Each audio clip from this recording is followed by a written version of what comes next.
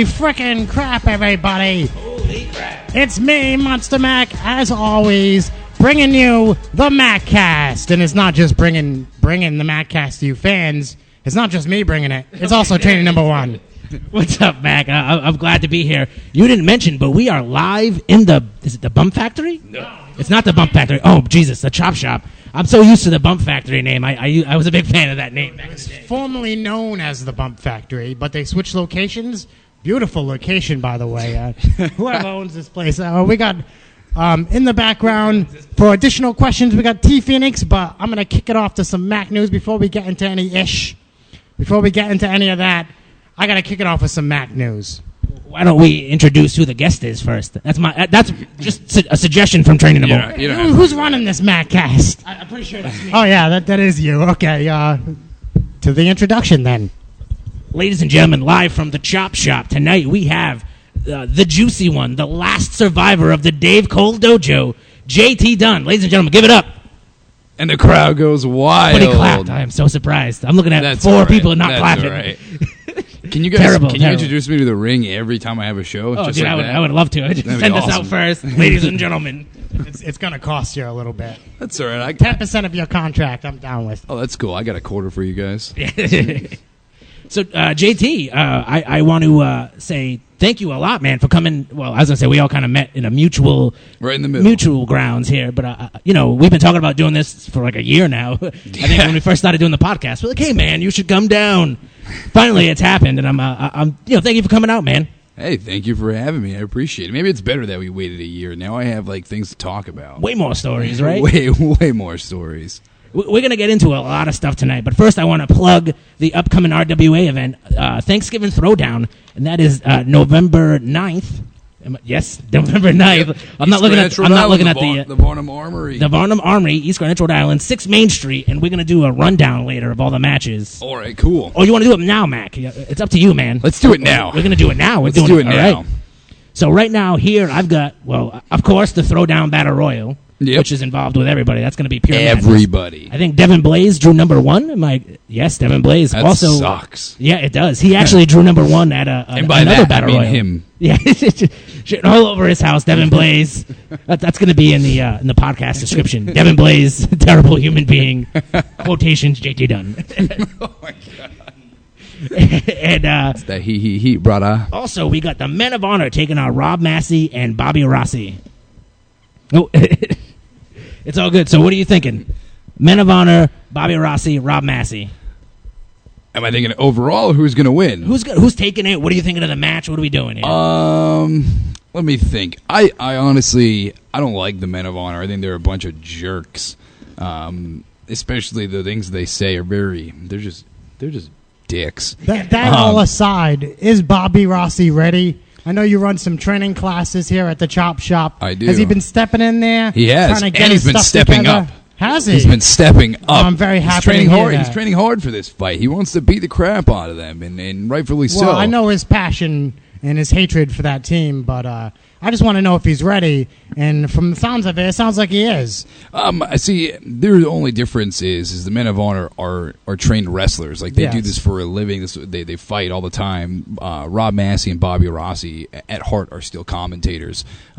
So once they're 5 or 6 minutes into that match, you got to understand that the Men of Honor's bodies take over and their minds know where to go. A commentator, they're going to have to pull some tricks out of the hat. yeah, they say. and I hopefully they do. I've showed them a few things, and hopefully they can come up on top and beat the crap out of those jerks.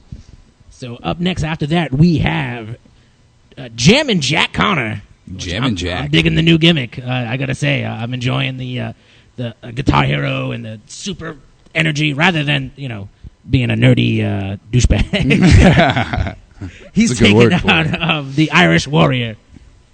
See, that's another one. It's just like you got the Irish Warrior who's over 6 feet tall, and you got Jammin' Jack, dude, he's a former douchebag, formerly known as a douchebag. Put that on the flyer. Yeah. Jammin' Jack here, former douchebag. I like it. But I think another one, Jammin' Jack's been here at the Chop Shop training, and I think he's got the potential to pull the upset out.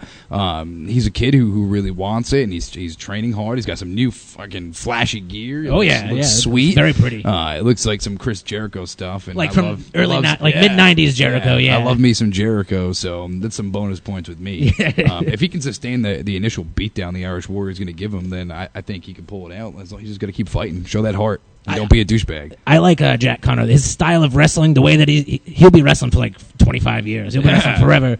He's got that like 80s style to him. Yeah, no bumps, brother. Right. And so we got Nick Marchand. Am I pronouncing that right? Nick Loser. He's giving me a thumbs up, and he's taking on none other than Stan Styles, who I only knew from hearing war stories, right, from around here. Oh, and, man. Have you experienced Stan Styles yet? I've got to see it happen live. That's what it is. You can't just see him. You have to experience They took all the children out of the room. That's he came out with a shake weight that was just... Yeah. The proper word is ejaculating all over the place. Stan is nuts. That's what it is. You have to experience him. It just... What he brings to the table is just... entertainment. He's very entertaining, He's just entertaining as hell. And he's wrestling Nick Marchand. And Nick's got that purse still. It goes good with his haircut. Yeah, it is a sweet haircut he's got. It's a sweet cut. Swoop to the side. That one again, like that one's a toss-up. That can go either way. Nick is a skilled wrestler, but Stan, he's just so unorthodox. You don't know what's going to happen. Like, you could watch every Stan Styles match, and you can never prepare for him. Right. And he's got that facial. Oh, my God. Not that facial. But a different kind of facial. The palm strike one? The palm strike. Man. Dude, I watched him. Vicious. He nailed TJ Swift with it here. One of the last shows I seen. Knocked him out. Silly, dude. It was nuts. Either way, Marchand likes facial. Yeah. Marchand is a big fan of the facial. So Nick Marchand wins either way. He's the victor in this match. Also, we got Movement versus Hooligans, and that's for the RWA Tag Team Championships, I'm pretty sure. Yes, I am right. Yeah, you got the head nod. You're good. With that one, the Movement are two tough motherfuckers, man. They just beat the crap out of you. But the benefit for the Hooligans is they're always drunk. They won't feel it, right? Till they at least don't the next feel day. it. Yeah, they can get through like 10, 15 minutes of a beating. They just got to know how to pull out the win. I think they can do it. McIntosh is very just athletically skilled and gifted, and Tom Billington just keeps surprising everybody, and he keeps getting better and better. But if you can definitely withstand the onslaught of FNB and Jamal Jackson, then they have a very, very good chance of taking the tag belts. I would like that. Yeah, the Movement can suck my dick. Well, they are two very intimidating looking dudes. Like, they're from New York. What do you expect? When they walk in, you just look at them like, all right. Nah. Like, the temperature changes in the room when they walk in. I hope my name's not on the side of theirs. And this will be a good one. That's something I might want to see. Mack Attack and the Movement. I'm down. Well, I mean, if we're gonna do it, we're down. It's gotta be for the tag. It's gotta be for the tag belts. Oh yeah, he's right. Not doing that shit for free, dude. Mack Attack and Chris Pyro versus the stacked deck of Chris Cruz, King Michael, and Devin, the funny man, Devin Blaze. King Michael? I like calling it. They told me his name was King Michael. That's what I've heard. He's the new... Who the fuck is King Michael?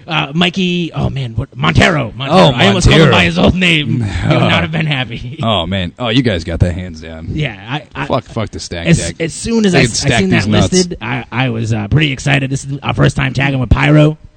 I'm very excited about that. Chris I can Pyro see has you got been a boner. He's been rocking the This Mack guy's Attack moving the table T-shirts here. lately. He's a big fan, and he's pretty excited to be teaming up with Mack Attack. And Yeah, I was gonna say, I think he's more excited to team with you guys than you guys. That's what are. I'm saying. Like, this is an honor for him. And he's been in this business a long time. He's definitely a Like what, a year? He's definitely a good wrestler. It's been longer than that. No, I know. But so Chris I think Pyro. we have good chances of taking the win. Absolutely. Yeah, If you don't, I'm gonna cry. I'd say we're a little biased on this subject, but that might just be us. He might be training 420. To tell you the truth, That seems possible. funny story. This goes back a little ways, and it has an RWA connection. T, you might remember this. We rented I believe it was the Bump Factor at the time, to film a random Monster Mac like trainees Porno. We had like 10 trainees and all that. Eric Dunn was there, and he was nothing but a complete asshole. That sounds like Eric Dillon. I didn't know he was a complete asshole to you. Now, he walked by me to shake my hand. That's fine. That's again sounds like Eric Dillon. But Brian Sire was in the building that night. He rocked the mask and called himself Training 420, but I slashed it away from him, made him training, I think it was like 142 just to piss him off. So I think there is room for Pyro to be Training 420. So what was he was like a half ounce too short of being training number 420? Just an O. He's an O short. I don't know. And the main event of the evening, it is the 4-way crown jewel ladder match where it's you have to put the belt up instead of taking it down, and that consists of JT Dunn, Terrific Tommy Trainwreck, Mike Garassa, and Davey Cash. Yeah, I'm going to win that. I was going to say, give me a rundown of each guy in that match. I mean, obviously, right. JT Dunn, he's the man. He's the man. Davey Cash is a douchebag. Like, the douchebagness that Jam and Jack lost, it like... Straight to Davey. Yeah, but it, like, had sex with, like, another... Like, Eric Dillon's douchebagness. And then, like, that gave birth to Davey Cash's douchebagness here in RWA. But everybody knows my connection with Mike Grosser. We're friends outside of here. I've never tried to hide that. He's one of my students here. One of my top actually students. wrestled you guys as a tag team. Yeah, we did. WWE. Yeah, and we fucked you up. Maybe. I think you did win. That's true. Actually, that was actually a really good match. It was one of my favorite. I had to pull the tights on you guys for that one. We were having an off day. But everybody knows my connection with Mike. And everybody who, if you haven't, you can go to the RWA YouTube page and see the battle that me and Mike had. We fought out on the roof and everything. It got pretty crazy. Did you guys climb out the window over here to get onto the roof? Him out the window. Oh, I see. And then I had to follow. I threw him, and then I threw Steve Mosher out the window. I hope there was a hanging spot where you were like hanging him off the building. I punched him in the face, and he almost fell off the building. Oh, very nice. That would have won the match right there. I would have won. It would have been like Mortal Kombat, like victory. But Mike, since Mike got hurt, he's been like a different person, so it's kind of like I don't know what to expect out of him anymore. He definitely brought the fight to me here at the Chop Shop, and now that we have ladders involved, like I don't know, I'm a little bit cautious going into this, especially knowing that Tommy Trainwreck is also in the match, and we had he's no joke either. Yeah, not at all. And people often mistake him for just being a tag team wrestler, and they forget that when the Minutemen aren't together, Terrific Tommy is quite the competitor. He was actually my first match back here in the RWA, and actually T and I were talking about this the other night. My return here was supposed to be a one and done, like just come in, have a match, and just kind of just do that. And the match went so well, and like everybody was so receptive to it that we ended up having another one, and then that one went so well that we ended up having to do a third one. And now I'm back, like and like I can thank him for that, for bringing that out of me. But on the 9th, like I'm just gonna fucking beat the shit out of everybody. Now, totally different concept. You have to put the belt up on the hook. How have you been preparing for this match? Have you been jumping jacks, jumping on the opportunity to climb any ladder that you see open? Actually, maybe hanging up some pictures on the wall. I wish I could say that. Like I've been training really hard going into this, but I suffered an injury this weekend, so like this is a down week for me. So it's really difficult not preparing as much as I usually do because I'm in the gym twice a day. I'm usually training as much as possible, but I haven't been able to do anything. I seen you post the other day. They're just like, I wish I was at the gym. I was at the gym, and people like they don't understand. Like I've committed my lifestyle to that now, so it's just like when I can't get in there, I get frustrated, I get angry, and they're not sure gonna like me. Built up aggression, just chilling around the house. That's the benefit of it. Is come Saturday, I'm going to have a lot of aggression built up, and it's also what's interesting about this match is there's an entry order. We don't all start in the ring at the same time. Right. We had a beat the clock challenge here at the Chop Shop, and Davey Cash ended up beating Tom Billington in like 5 minutes.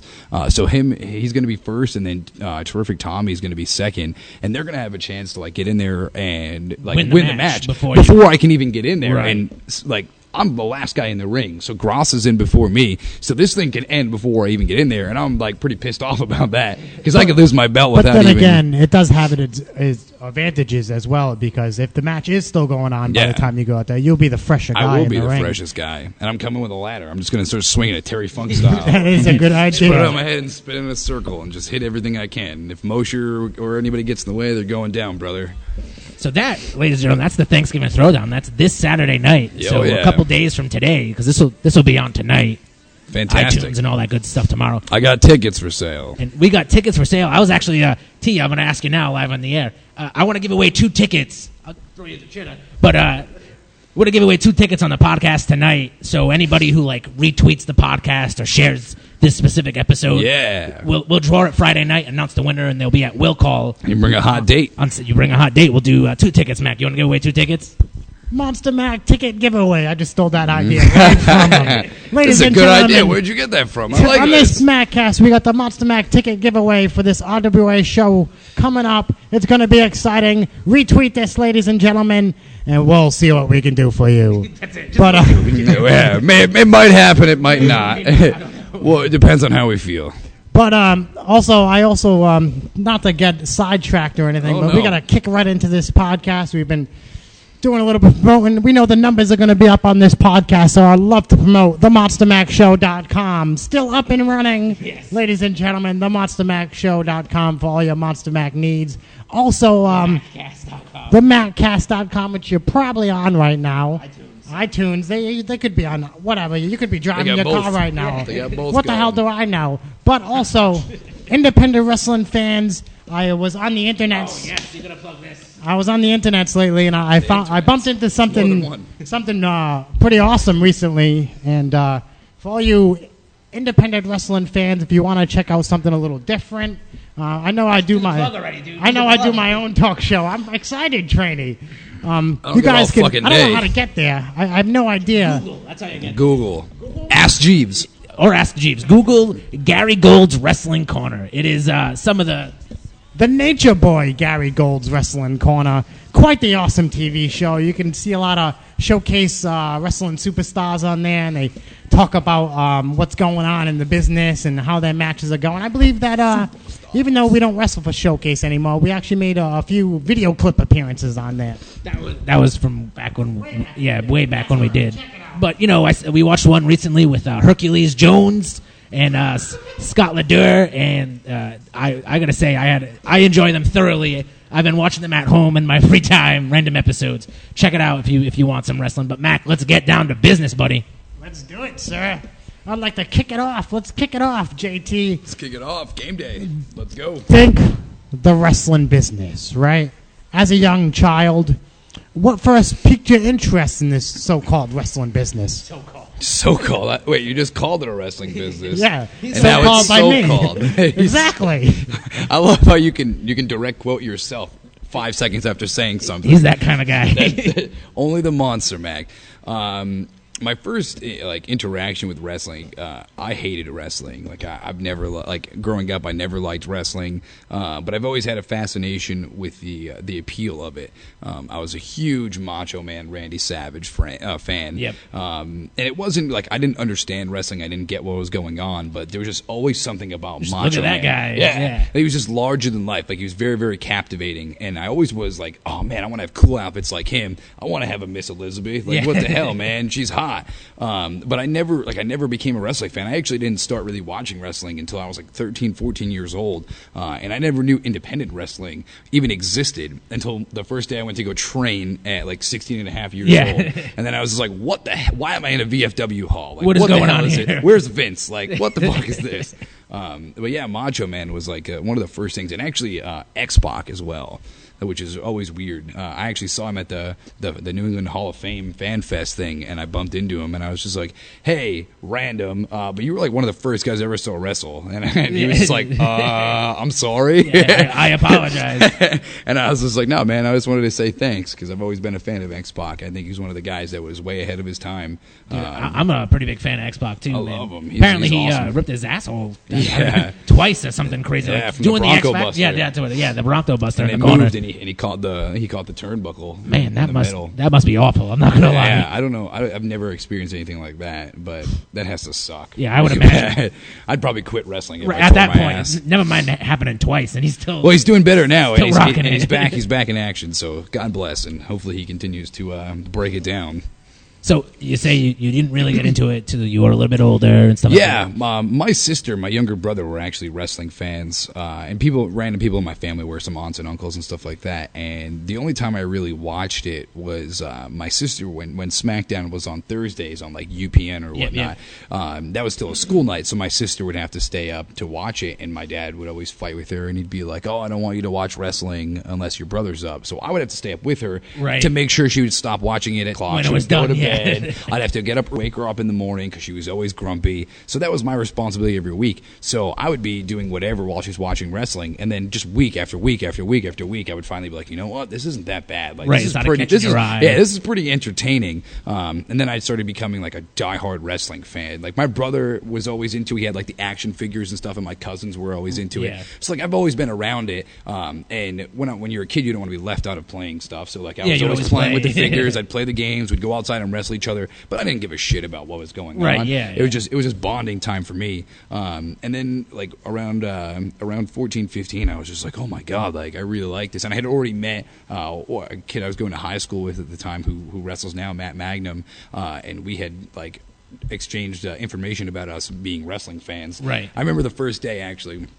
When we got exposed, we came out for being wrestling fans because in my school that definitely wasn't a cool thing. It wasn't a cool thing. So we were actually sitting kind of like this at breakfast at the school, and we were not saying anything to each other. We're eating the little portable cereal things they give you, and then Matt just goes, "Hey man, do you like wrestling? Did you watch Raw last night?" And I was like, "Nah, man, wrestling's stupid."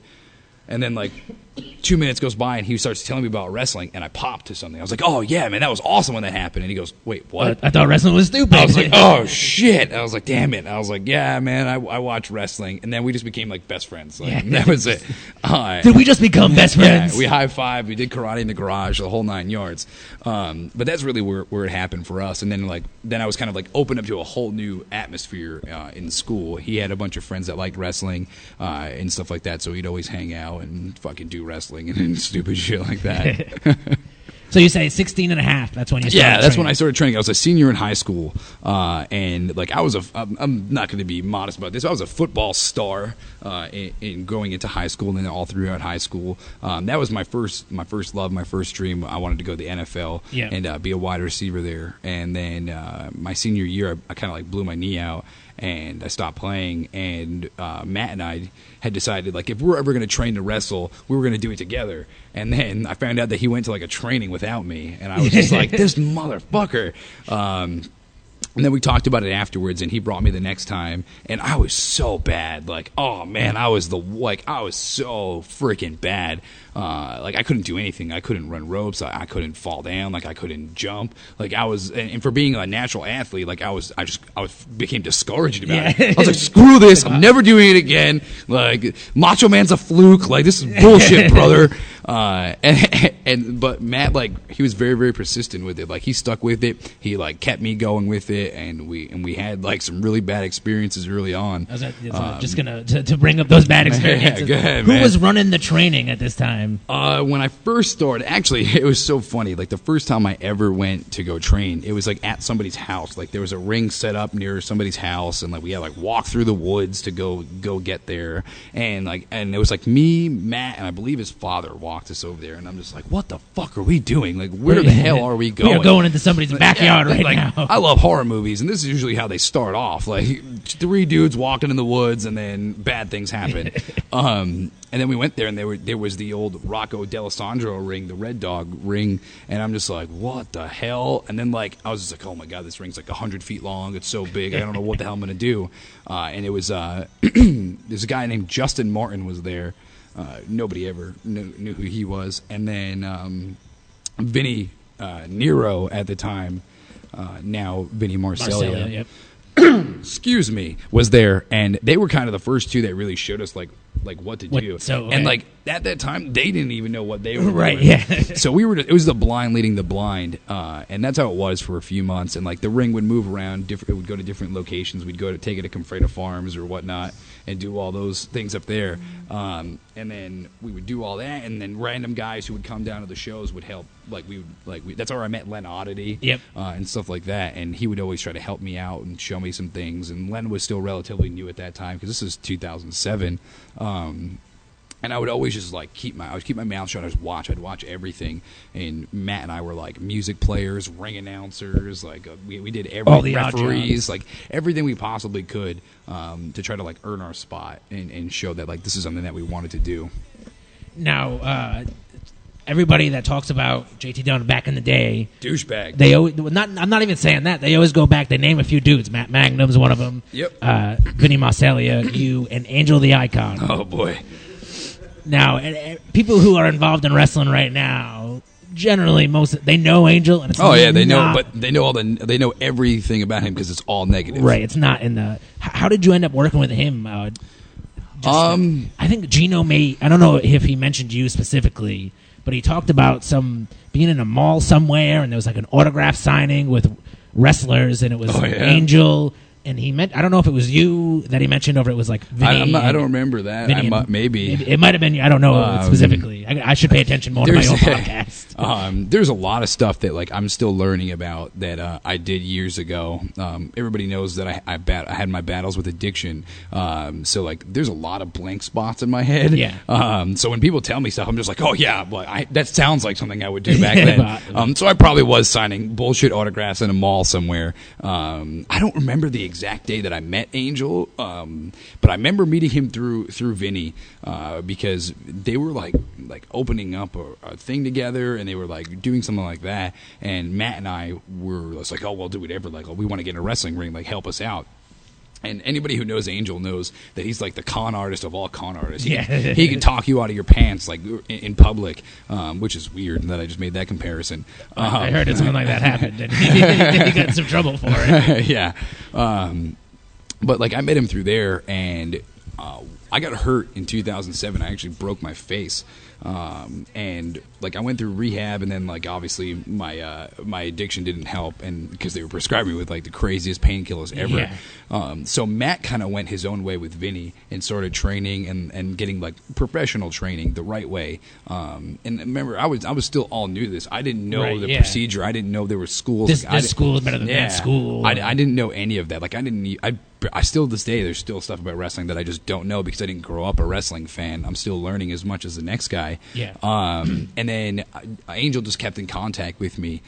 So I figured, oh man, this guy gets booked on shows. He must know wrestling. So I kind of like when I came back from my injury, I was kind of like hung around him for a little bit. But like as much of a negative experience that was, it was also a positive because I got to meet so many other people. Like granted, after they got to see me away from him, they got to know me for me. I wasn't the loser douchebag that this dude was. I was just a young kid. I was 17, 18 at the time, and I just wanted to be a wrestler. So like it had its negatives, but there was always that bright light at the end, and I just kind of like kept following through that. Like after a while, I knew like what kind of person he was, and like he was just robbing me blind and like all this other stuff, and I kind of put an end to that. But in doing so, like I have actually, like I see him every once in a while. He'll pop up at a show where there's like big names there. Like I remember he's going for an autograph. Yeah, I saw him in Chicopee when I wrestled Johnny Gargano for the second time, and he was there to get autographs and shit. And he was just like, what was that?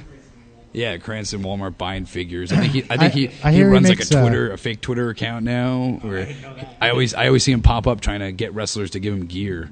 You know how Matt Hardy does his the museum. That's him. He tries to get everybody's gear because he asked me for my gear at a show. And I was just really? Like, he's running his own museum full of wrestling gear. He's like trying to like be like an artifact thing, I guess. Where he's like trying to get pictures. Wearing them? Oh yeah, hell yeah. Oh yeah, he's probably got some of like Jim Anvil, Neidhart's gear on right now.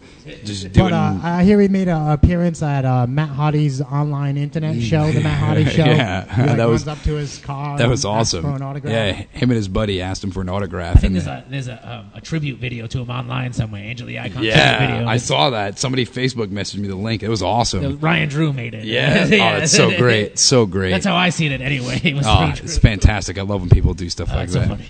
Before we get off Angel the Icon, I would like to share Monster Mac's favorite Angel the Icon moment. We did sponsored by Snickers. No, I'm just kidding. Not yet. Working on it. Maybe after that. Maybe after that. We did a wrestling show. What was it? Show Pro? Was that correct? Yeah, Schoolhouse of Wrestling. Yeah. Show Pro and awesome arena. I remember some things. The whole arena was made out of like this foam. I don't know what it was. It was like a gymnasium that it was. Oh, yeah. So I could get chucked out of the ring like a maniac. The Family Fun Center. Yeah, exactly. Yeah. Self high five. Had a great time. There was bump pads everywhere. Yep. But anyways, my favorite moment during halftime, they had like halftime. Intermission. Yeah. Yeah. Halftime. They had these. They had these like cheerleaders. That's why I kind of called it halftime. My God. They had these. They had these underage so cheerleaders. Perfect age for Angel, huh? Yes. Can we say that? So yeah, no, we can say it. All right. And if you're listening, Angel, I apologize. We're big fans of you. Fuck you, buddy. MonsterMac.net. Check it out. But anyways, that was my favorite moment. There was a bunch of 14-year-old girls. That was your favorite moment? My favorite Wait a minute. Angel the Icon moment. Oh, because he booked them. Yeah. Oh, all right. Yeah. Oh my God. So, do you remember what the last straw was with Angel the Icon for you to say just, I'm all done, dude, no way? Well, there was actually there was a few things that really built up into it. I remember one of the bigger things was we were running a show. The show probably before that one on the other side of that building where they had like the room with the mirrors were all around and stuff like that. It was like a smaller room. Yes, right? a very, very small room, but it had like crazy dance lights and it was perfect for wrestling. He rented a wrestling ring from somebody, and then they showed up with the ring, and Angel had no money, so I had just cashed my paycheck, and luckily at the time I had a very, very good job outside of wrestling. And I just kind of handed this dude $400 for a rental and everything. And Angel was like, "Oh, I'll get it back to you." Blah blah blah blah. And I knew I was never going to see that money again. Yeah, that but for some reason, I was like, I don't want I've always had this thing where it's just like the fans are so important to wrestling. Like if they for some reason never come back, we all lose. So I was just like, "Oh man, here's $400. Like whatever. Like, well, kiss my ass, Angel." And then he would always consistently bury Vinny and Matt. Like, he would always just put them down. And Matt and I have been friends for years. Now, this is when they're already, gone, yeah, right? they were already gone. And it was kind of like, he was insulting them for leaving, like they were doing it the wrong way. And I kept in touch with Matt, and Matt was always like, "Yo, you have to come with us. Like come learn the right way." And, then I was finally starting to see the light. Like, I'm doing it the wrong way. I need to learn from professionals, guys who have a reputation in this business that has a positive aspect. Right. And then I just couldn't take it anymore. Like, I was sick of being lied to. I was sick of being just stolen from. And I was sick of having my friends be insulted, because even though they went different ways, the three of us were still friends. And then that was really kind of it. That's when that show happened in the other room. I was already gone by that point. And I was trying to learn from better people and shit like that. D? I have a story about the show in the padded room. I was there actually, and I was told if JT Dunn shows up to take care of him, because apparently you would have been coming for, I don't know, the mid-card title at the time, and maybe that belonged to you, and you were trying to get your money back from the previous show. But I was told, along with a few others, that if you came in, to take care of you. Oh, man. Are you guys going to take me to dinner? So you're like the personal security guard for the show? I remember that specifically. You just blew my mind with that. Holy crap. I actually never heard that before. Yeah, That's man. I remember him coming in. He told a room filled with people. Like, look, there's this guy who might be coming in. Oh, yeah, and at that time, he's 5'6", 120 pounds. All 11 of you need to fuck him. Take him out. Only here on the Mackcast where you find out the secret information about the wrestling business that you never thought you would know. We're only one story in. Oh, man. Now you know. I can imagine. So I want you to tell me, John, or JT. You don't mind if I call you John? No, that's right? cool. I prefer. I think you can go JT, but I prefer if you're gonna gimmick, ruin the gimmick. You I can't call you John Johnny. Tucker, right? No, you can call me whatever you want to. John Tucker, as long as I don't have to. That's die. not what the JT stands for. No, it's actually just terrific.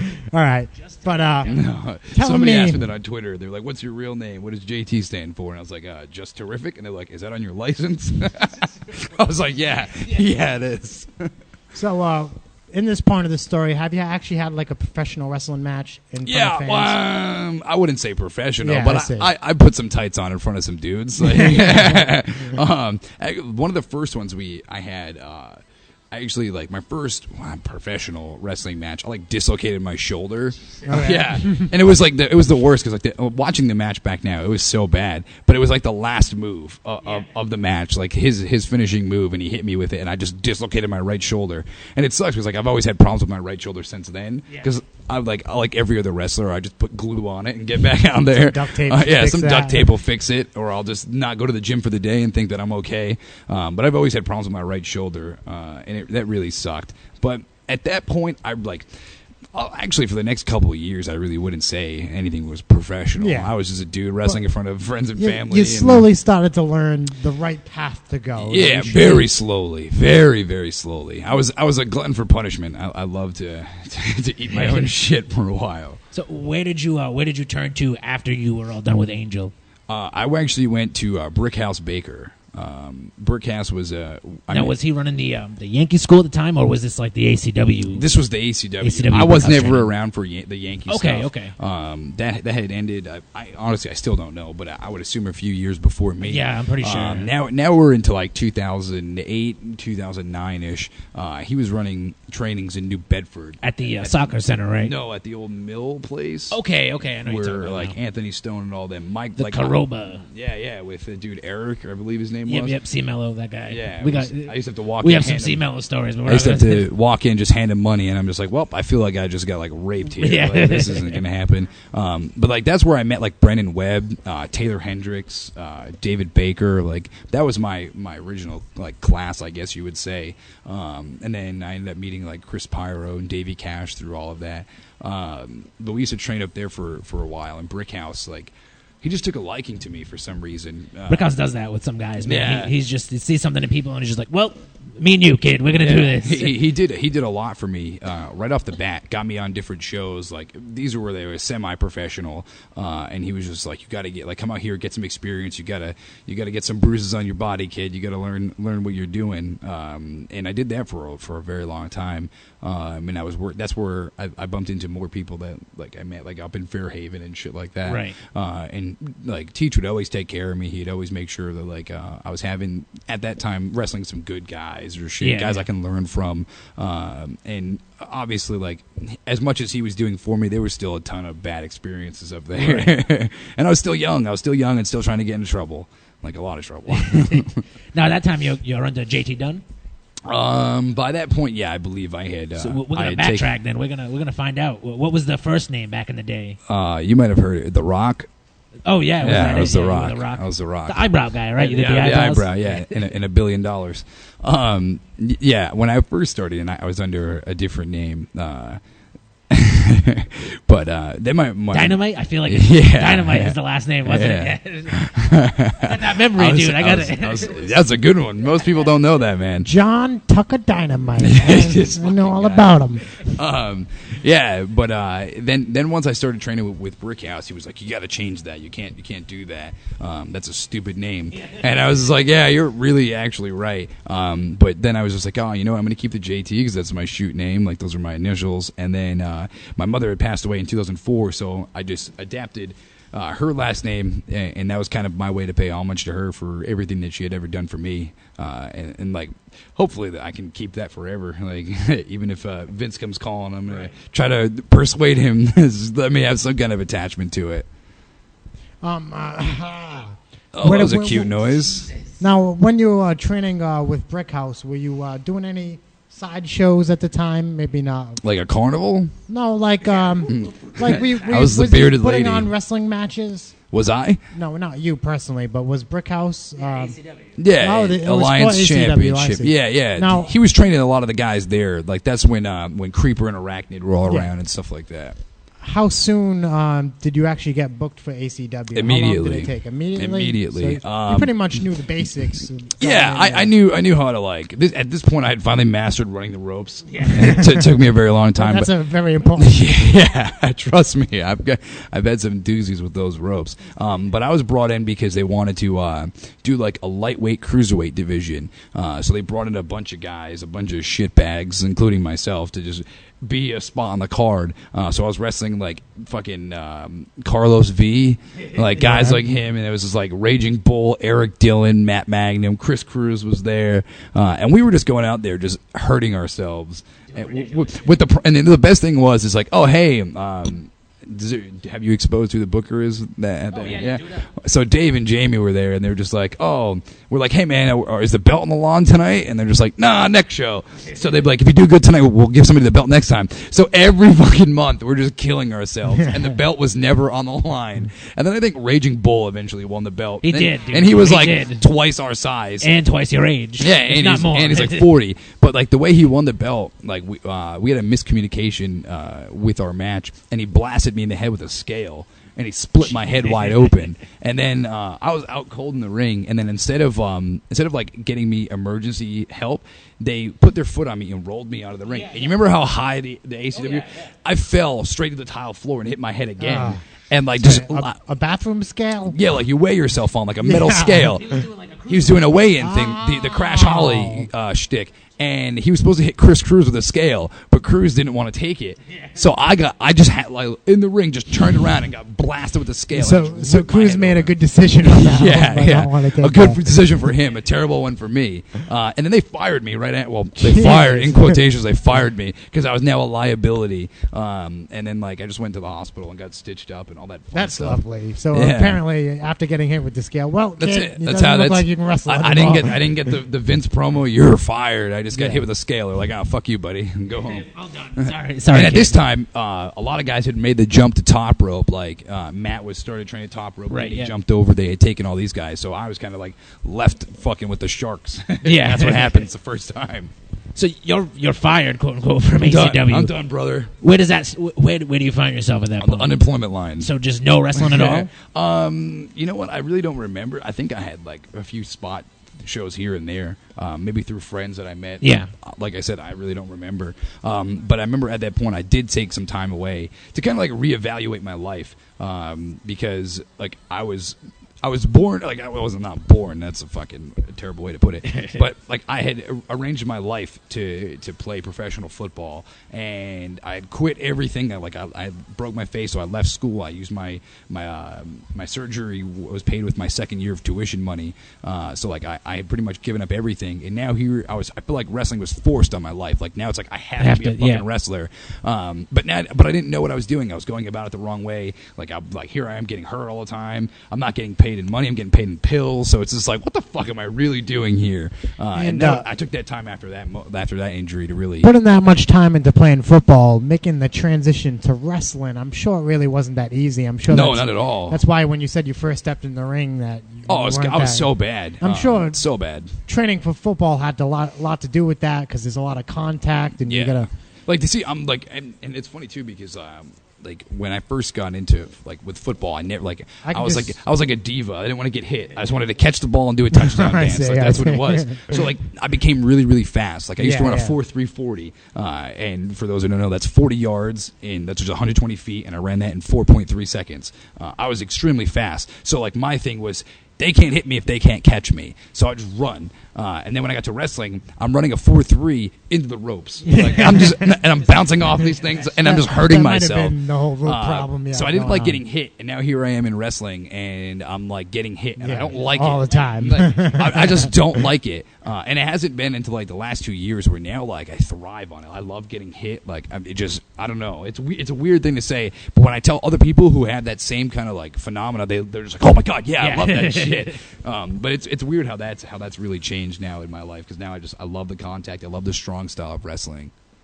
The strong style has definitely become very popular over the last 10 years, I think, in America. But it's been around forever, like that. The old Japanese wrestling, those dudes just beat the shit out of each other. I love it. There's a lot of our friends, Mack, used to study the old Japanese wrestling tapes and like, hey, some of the best stuff to watch. I'm gonna try this on you guys in the ring, and it's like, oh, Casey got a new Noah tape. Like, let's stay away from him. Yeah, right. You can't hang out with him for 4 months. So you find yourself no wrestling. When does the RWA? When do you get involved with the RWA? That was 2009. 2009 for the first run. That was what's when it first started. I was actually somebody had rented out Chris Blackheart's building to do the old Blackheart surprise. This was the one in Cumberland. It was like a weird mill, right? One floor Lincoln, mill kind of thing. Yeah. It was really dirty. Late 2008. And I was there for a different show. And then was it, what was it? Oh man. What?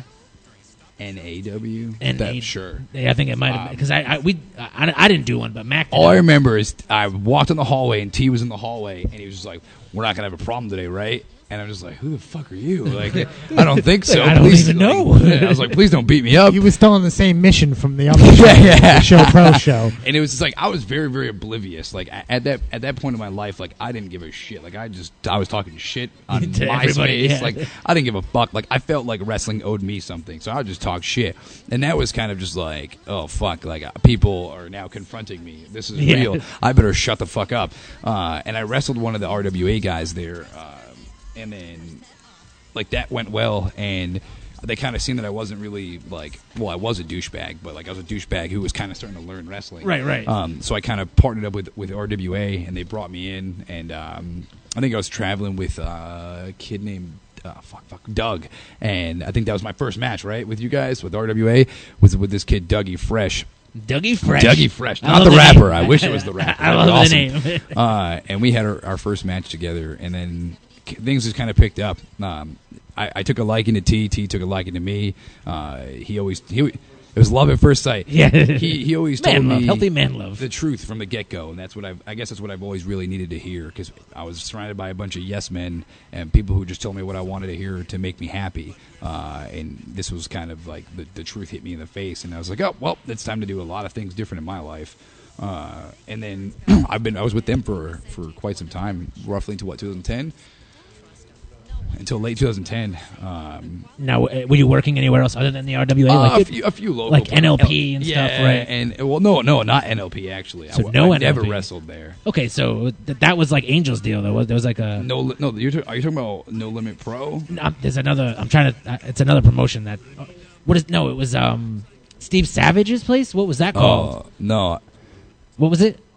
RCW. No, okay. I never did none of that. Either. No, I was with like NCW. Okay, because they were one of the first places to really let me do some stuff there. And like I didn't do Paraleague. That wasn't until recently. But there was a few, I guess, spot shows that would pop up here and there. But it was mainly because we do RWA shows like every 2 weeks, right, or every week, or sometimes. So every 2 weeks. That 2 years that you're working with RWA, who's coming in and out of the locker room? Who are you working with? Oh God, everybody.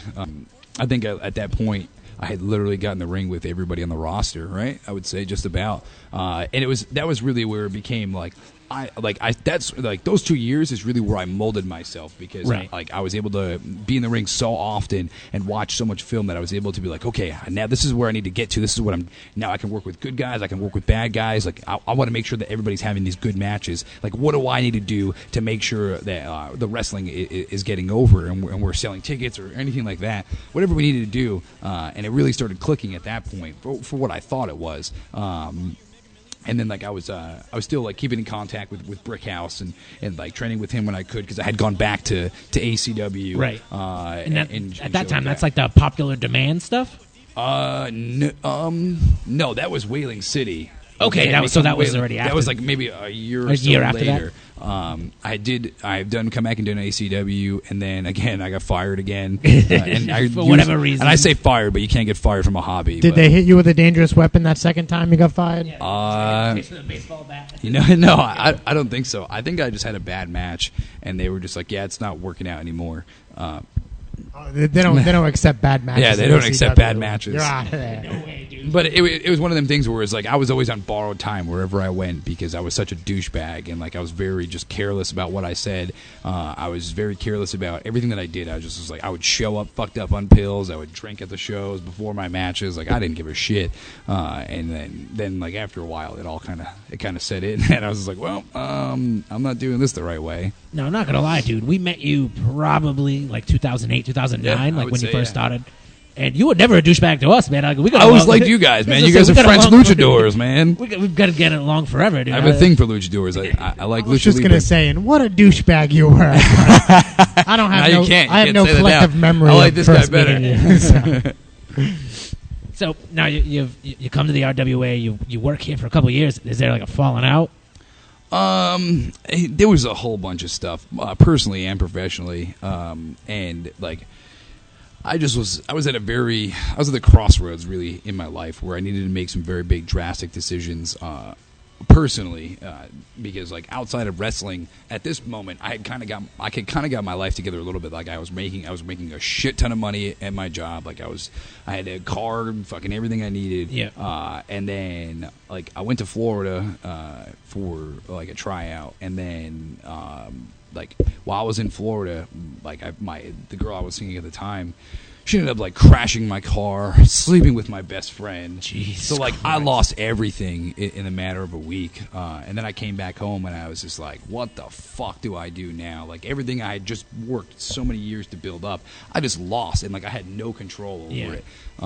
So that was kind of like, I was like, all right, you know what? This is a clean slate. Like I'm gonna restart my life, and that mentality lasted roughly like 2 months. Right. Yeah. And then I was just like, fell right back into because like.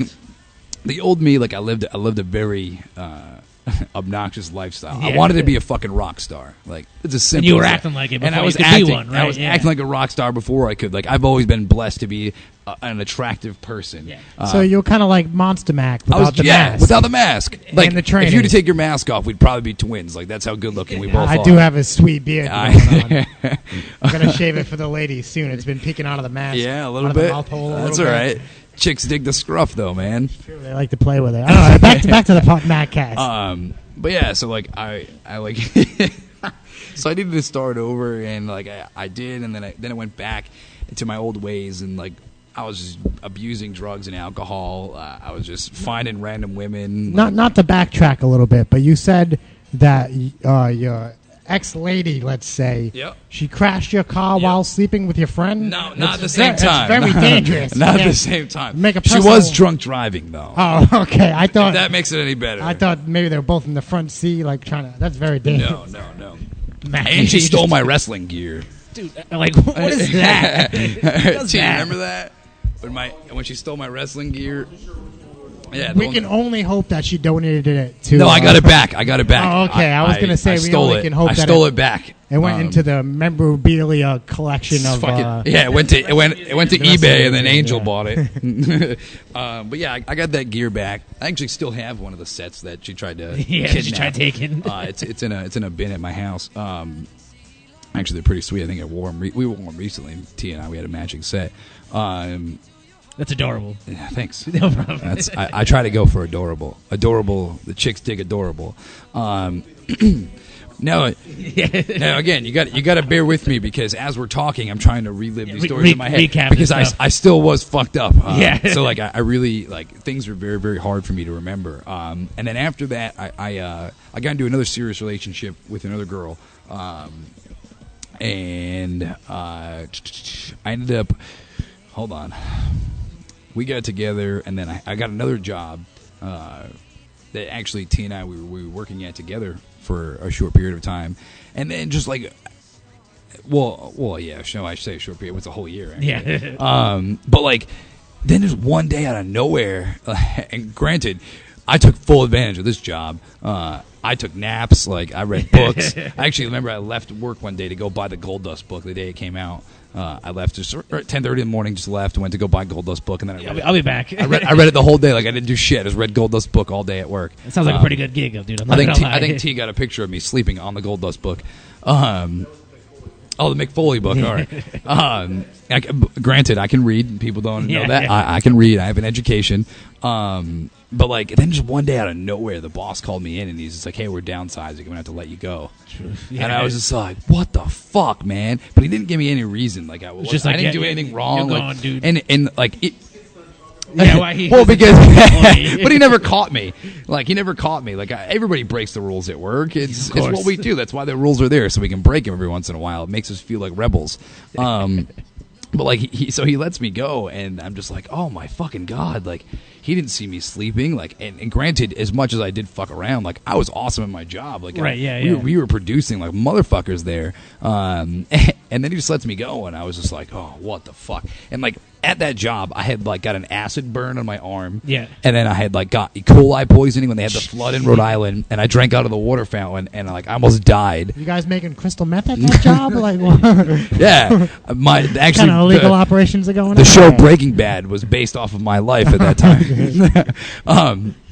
No, I worked for a national chain, the Diamond Exchange Company, and we would have to make casings for diamonds and all that crap and all that whatever.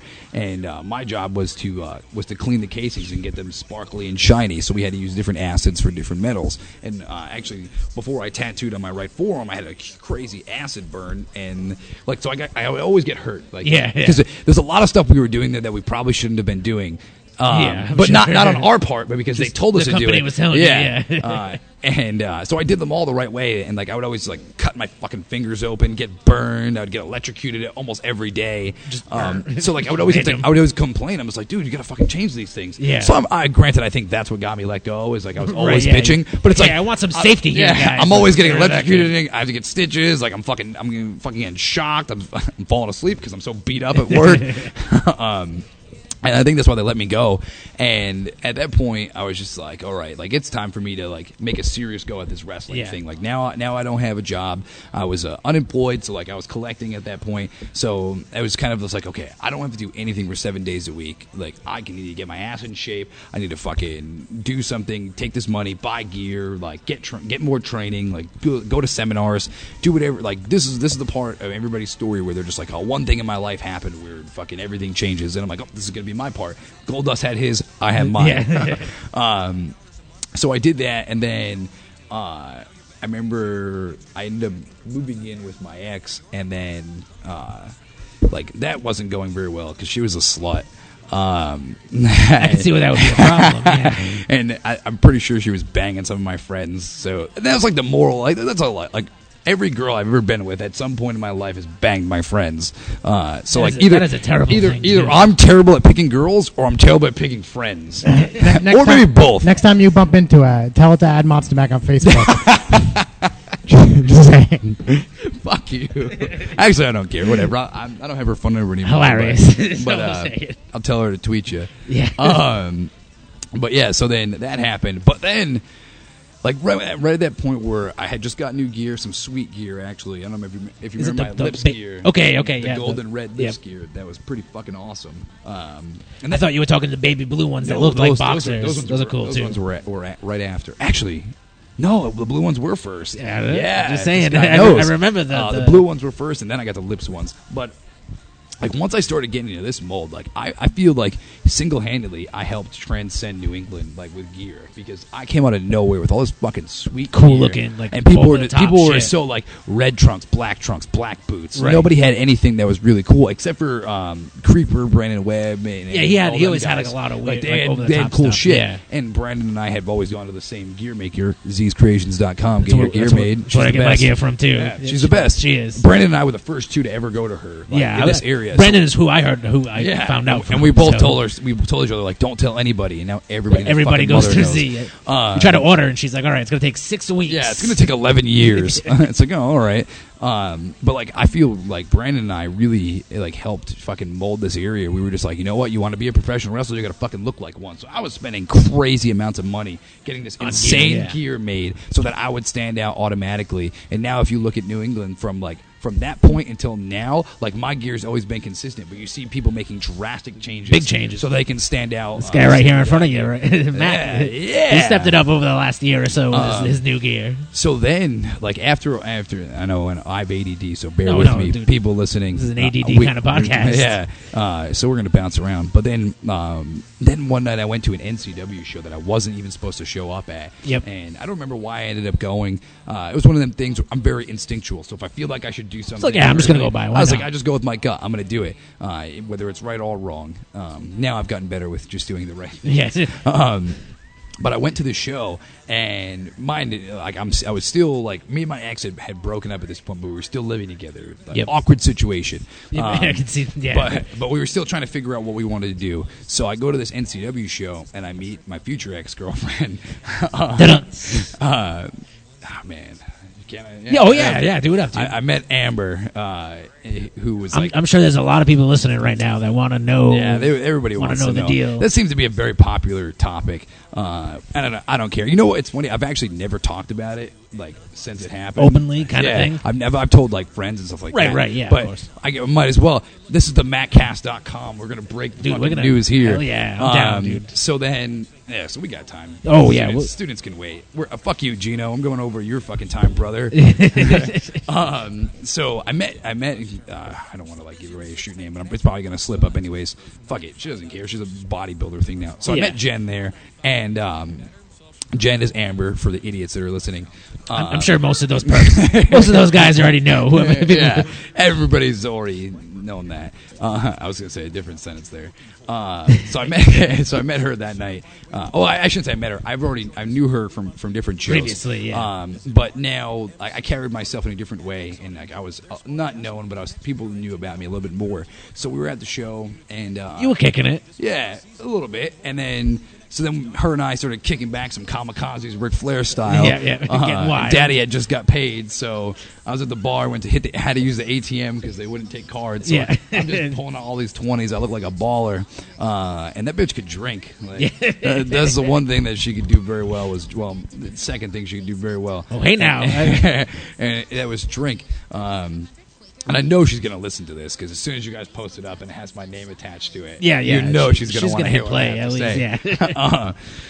So I'll try to be. Hi, Amber. I'll try to be polite in some aspects. So we were just kicking back kamikazes and just rocking it, and like the NCW guys were there, and we were just having fun. And I forget who I rode up with. But I rode up with somebody to the show, and then Jen was just like, "Oh, hey, tell them you're not going home with them. You're going to come home with me tonight." And I was just like, whoa. Hey now, and throughout we were drinking, people were trying to cock block me. Right. So bad. I'm sure, dude. I'm sure. So bad. So then I forget who it was. I wish I could remember. And I remember just turning around and yelling to him like, "Hey man, I'm not going home with you tonight. I'm going home with Jen." Across the bar. And then he was just like, I guess I forget. Fuck man, I wish I remember who it was. But I remember him being in love with Jen. So he was so pissed off. And then, so then I ended up going home with Jen.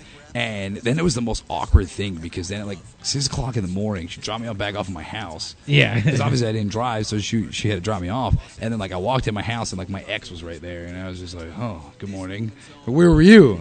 "A wrestling show." Yeah. It's like, a long night, we weren't together, so it's like I didn't really have to explain myself. Right. So like I don't know, like I've done some fucked up things in my life, but like I don't know, I try to be as polite as possible in some instances, even though I just done some fucked up shit the night before, and I was really fucked up, so I really didn't remember much of it. So then like Jen was with her ex, breaking up with her ex at the time. So like that became official, and like I came out officially as being single, and then everybody was like, "Oh well, it's only a matter of time," and then. Once my ex and I were done, and I was like, you know what, this is a really uncomfortable situation. He's living here with you. Yeah. I was like, you know what, I'm going to take off. And at this moment, I had Vernon Somoza was managing me. Right. Well, he's my agent. So he was living in Boston, and he knew the situation. He knew what was going down with Jen and I and then my ex. So I was just like, you know what, I get the fuck out of here, man. Like, I don't want to be in Rhode Island anymore. Like, I feel very uncomfortable. Like, I just need to get away and like restart. And he was like, "Oh, just move to Boston. Like, come live with me. Like, I got this whole fucking house." And I'm like, "Well, you know what? That's a fantastic idea. I'm gonna move to Boston." Now, you mentioned that Vernon Somoza was managing you at the time. How did that all come about, and how did you meet him? I actually met him in the RWA.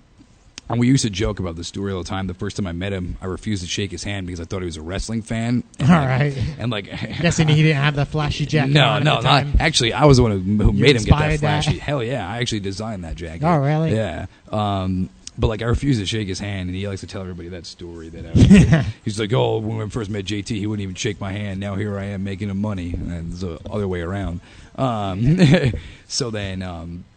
So he told that story, but I met him here at the RWA a while back, and then then afterwards, when I had departed, he was still here, and then he ended up departing afterwards, and he kind of just hit me up, and we would always talk, and then it was just like, "Oh, hey man, like want to like let's work something out together. Like you're starting to learn wrestling. I want to learn to be a manager more. Like maybe we can pair up. So I remember we gave it a trial run in a few places. Like we were going down to the Ace Arena in Jersey and wrestling for Ace and like MVW who rented out their building and just kind of like giving it trial runs to see how it was. And then it really started to pick up. Like people started to be like, oh shit, like this is a new dynamic, because nobody in this area around the time was really using managers, and if they did, they weren't doing it the right way. This is exclusive manager too. Yeah, it was he just managed exactly. me. Like that was it. There was no groups, there was no stables, there was no nothing. It was just him and I everywhere we went. And granted, like I don't mean to insult anybody who had a manager that I don't know of. Again, I wasn't very informed on the independent, so I know there's been like Marshall's always been around and Gorman and stuff like that. Like there's no disrespect, I wasn't aware of what you were doing at the time, but in my eyes we were doing it the right way. So I would take every booking, like I feel like I restarted. I took every booking I could to get filmed, to get him out there, get him exposure, and help get me over using a manager. I was gonna say, I know for a fact you guys took about every booking you could. We bumped into each other again in Maine. Yeah. One show randomly for, I think it was IWE or something like that. I was up there for every once in a while. Yeah, I remember bumping into you guys up there, and it was just like, oh shit, dude, long time no see. Like, because it was the one that was behind the pizza thing, right? Right. Yeah, it was such a random building, dude. Yeah. They were like, oh, wrestling's in the back. And I'm like, and pizzas are in the front? Yep, apparently. It was like the tables and chairs set up over here for pizza. It was like the mullet of all venues. Business in the front, party in the back. So you guys are traveling everywhere, working. Yeah. He's managing you and stuff. Now this is what, about 2010? Oh, maybe a little later. So, I've already kicked it into like 2011. Hey, what's up, Jam and Jack? We talked about you a little bit earlier, sir. Completely buried you.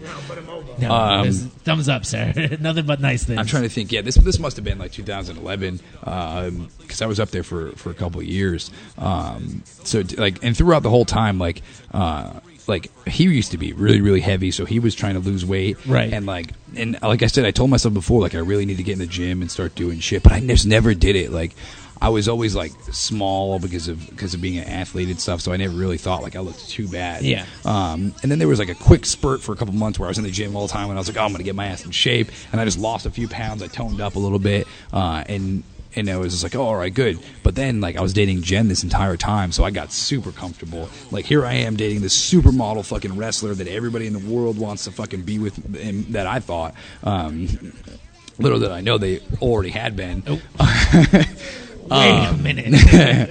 Hey, you want me to be a shooter, brother? That's fun. Listen, I had to find out the same way everybody else did. Actually, remind me, there's a funny story I got to tell about that. All right. Just remind me a funny story that involves that subject. All right. So like I'm dating Jen, and we've been together this whole time, and she's like every week she's coming to my house up in Boston. I think I've been to her house maybe like twice in my life. So she was always there, and then we started traveling together, the three of us. Yeah, and she was really starting. When did Amber get involved in the group almost? Samosa and I had been doing some stuff for a while, and then like I don't remember what it was. I think actually it was like we had to do like a mixed tag match, and that's where it kind of clicked. I actually wrestled Anthony Stone and his sister, and then obviously by default my tag partner was Amber. So we did that, and like it kind of clicked. Like it was just like, oh wow, this is like all right, this is actually pretty cool. And then like the more we started doing it, then people were just like, oh, we don't want Vern to manage you anymore. We want Amber to manage. Yeah. So then the tension started building up. Like in my house, I'm just like, oh, what the fuck? And you're just sitting right in the middle. Yeah. Like, So we'd go home, and then like we'd watch the show, and like I'd watch Friday's show or Friday's match, and it'd be like me with Vern, and then I'd watch Saturday's match, and then it'd be like me with Jen, and then I'd watch Sunday's match, and it's like me by myself. And it's like I had all these dynamics, and I was just super uncomfortable because like she doesn't give a fuck. She would say whatever the fuck she wanted to. She'd be like, Vern, you suck. Like this is what you did wrong. Yeah. And then he was very just like whatever. Like, and then she'd leave, and then he'd bury her. And that was kind of just my life for a very long time. For a while. How is it being in a relationship with another actual worker? Did the promoter automatically book both of you? Or it didn't start like that. Like, it was funny because I was still at this point relatively unknown. Like I've been around wrestling for a very long time, but at this point, like nobody knew who the fuck I was. But everybody knew who Jen was. Jen had always been very popular in the area. Like she had some assets that people booked her for. Yeah. So it's just like people knew her, and like all the guys already knew who she was, and like they would always put her on the shows. Do you think that eventually helped you out? I've had this conversation with a friend of mine, and it was just like I actually think that helped her out. Like everybody was just like, oh, JT's only dating Jen so he can get the rub off of her, and like he'll get bookings because of who she is in the area. And that happened maybe for like a month or so. Yeah. But once I started getting these matches where people were just like, holy shit, like this kid can fucking wrestle. And then it was just like, oh, JT, we need you, and you can bring Jen if you want to. Like that's how it kind of ended up going towards the end of it. I remember when you guys were dating and you'd be at shows together. Like you would be in the ring with her before the matches and just running shit with her. I had her running drills. And you certainly helped her step up her game. Yeah, I tried my best, at man. That time, man. Like at this point, I had already started training with Dave Cole. Yeah. I was learning from Dave. Dave's fantastic. He was teaching me a bunch of things. And Dave has had his career here in New England for a very long time and wrestled with tons of people. So now I started getting in that mindset where it's like, all right, man, I gotta start giving back. So Jen was obviously my first project, and throughout the whole time I was training Vern like to take bumps, like to learn what's going on inside the ring, so that he knew better on the outside of the ring. But like you said, like before every show, I would get in the ring with Jen, and we would work out together, and like that aspect of relationship was really, really cool because it's like if I date somebody outside of wrestling, which is what Jen's the only person I've ever dated inside of wrestling. Yeah. So it's like outside of it, like they just don't understand wrestling. They just don't get the aspect of it. Right. And I can't just take them in the ring and wrestle them because they don't know what the fuck they're doing. Right. The show starts at 7. Why do you have to go at 3 o'clock? Yeah, exactly. Oh my god, yeah. So then, so with Jen, we would like I like to be there early, like very, very early, and that was her thing was I'm late all the time. So like we finally like would the find odd couple. We and that was another thing that helped benefit her is she started showing up early. So like she had a bad rap of that. So like that kind of helped clean up her act. And it was those little things that I picked up, just like being courteous. Like you show up 2 hours before the show, you help set up all that shit. Like those are things that I eventually learned. With her, it was like I'm not touching a fucking ring, and I'm just like whatever. Like I'll do it. I don't care. I was like, I'll carry the faster I move some stuff, the faster I can get in there and train. So I was training her for some stuff, and like. Granted, Jen was the vet to me, so I would tell her, oh, you did this, like, you make it work on this a little bit better, like, make this enziguri this, and, like, maybe bridge higher on your fisherman and shit like that. And it would always be like, the fuck do you know? Like, I'm just like, whatever, like, it's cool. Just my opinion. Yeah.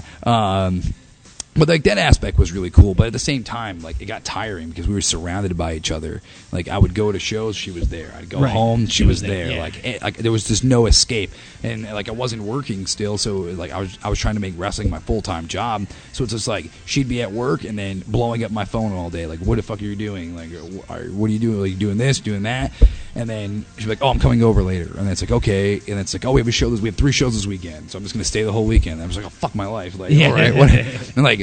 Granted, at the time I was like, "Oh, fantastic!" But now I'm just like looking back at it, like I wish that never happened. Right? Like things could have been extremely different. But then, like I always noticed there was some kind of like weird connection with her and Vern. Like always this weird shit. And like when she's always had this dream to do like bodybuilding or whatnot, and I was like, oh, that's cool. Like I don't give a fuck. Like, yeah. Like I don't have any initiative to be a bodybuilder, but I do want to get in shape.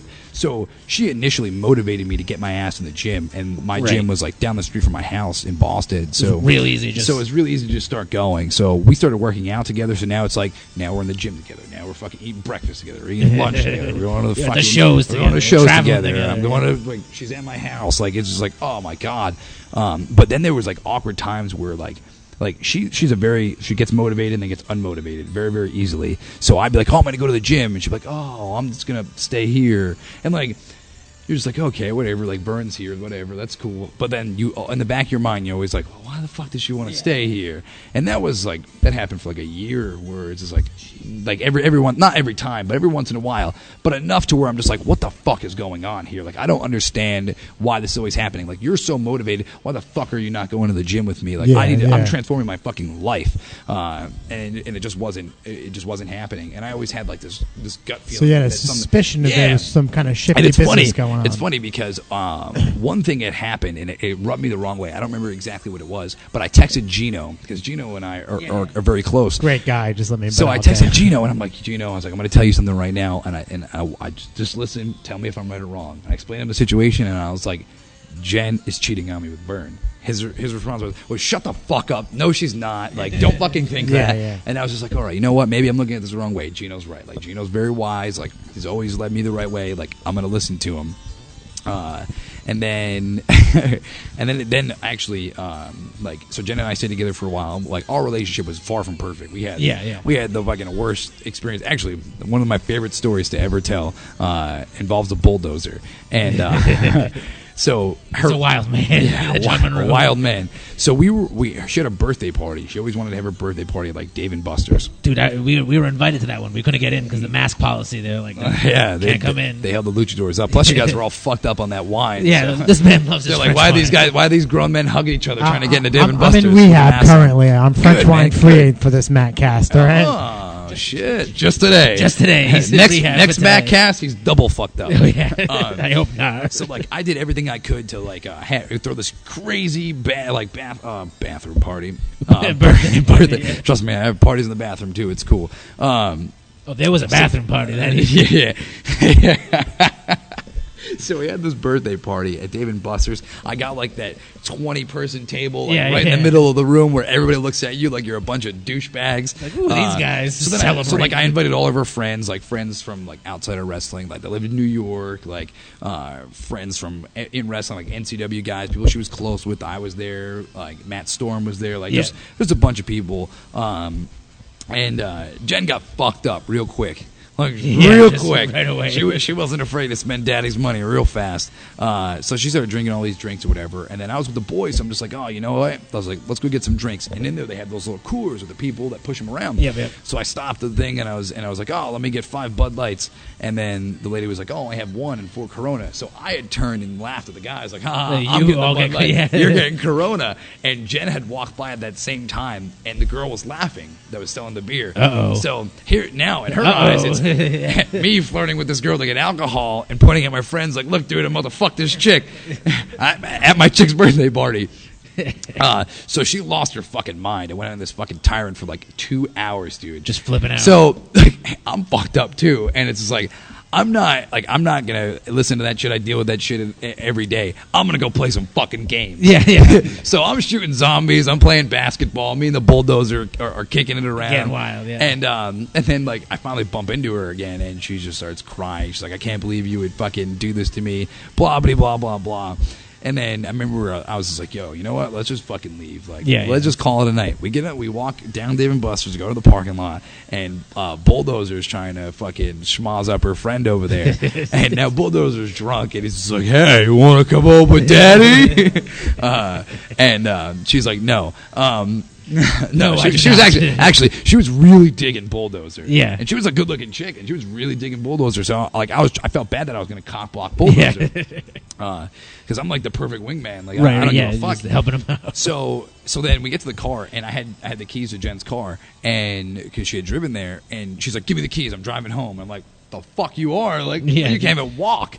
So then she started like fucking flipping out, and then she like just 2-pieced me, just fucking just real quick, just real left quick, and right, just Sugar Ray Leonard in my face, just fucking pop, and I was like, whoa, what the fuck just happened? And I was like, no way, and Bulldozer's like, oh shit, and I was like, oh my god, there's like cars pulling by, driving down the exit, and here this fucking grown woman just punched me in the face twice, like, and like, granted, there was some fucking stiff shots, bro. Right, like, I was like, holy fuck, right in the eye. She lit me up a little real quick. And then she like almost fell. And remember those expensive necklaces I used to wear? They were all yeah. She like almost fell and like grabbed it and ripped it right off my neck, and then it just exploded everywhere. And I was just like, you fucking bitch! And then fucking pop, 2 more fucking quick in the jaw. And Bulldozer comes running over, and he like pulls her away, and he's like, "You're gonna fucking stop! You're gonna fucking stop!" And I'm like, did this 4 times in 30 seconds. I've been punched in the fucking face. And then. So now her friend's like is fucking all drunk and starts like getting all emotional, and Jen's flipping out, and like I remember Jen called her dad and was just like, "Oh, he won't let me drive home," blah, and just buried me to him. so that she's I'm drunk and I want to drive. Yeah, exactly. Here I am saving her life, and you're gonna call your dad. It sounds like a Jerry Springer show. This was my life was Jerry Springer with her. So she like hands me the phone. She's like, "My dad wants to talk to you," and he starts yelling at me, and I'm just like, "Fuck you, buddy," and I hang up the phone, and then that flips her out even more. Like, how can you talk to my... And her parents already didn't like me because she would bury me all the time to them. Yeah. And then, so then eventually we go back upstairs into Dave & Buster's. Yeah. I don't know how the fuck that happened. But we're back up in there, and I was really trying to push for this chick to go home with Bulldozer. So then I knew, like, I wasn't in no condition to drive, and clearly she wasn't. So we waited some time, and we went back upstairs. I played a few more games. I won her some more tickets, and then got her some prizes, and she shut the fuck up. Calm down, yeah. Especially because the place was getting less like chaotic, so she was able to, there wasn't much people, so she wasn't able to fucking get all crazy. And then I remember like we ended up just going to Bulldozer's house, and everything was perfectly fine. And that's how it always was with her. Just constantly. She was drunk, fucking problems up a storm. As soon as she was able to sober up, everything was smooth, brother. So like that was that gist of it. That was just one funny story because I love Bulldozer. Yeah. And Bulldozer was there every time she punched me in the face. Just right which there, was more than those 4 times. Yeah, like, I'm sure, dude. That happened quite a few times. And people have seen us at shows. Like I'm always calm, always like whatever, and then I just get punched. They were open hand strikes, though. Of course, no, they were close fists behind the referee's back. Oh man, she was just punching me right in the face. So then we like our relationship was steadily going downhill. And I remember we had broken up for a little bit, and then we got back together. And then I was still in Boston, and now it was at the point where I was like deciding if I wanted to get clean or not.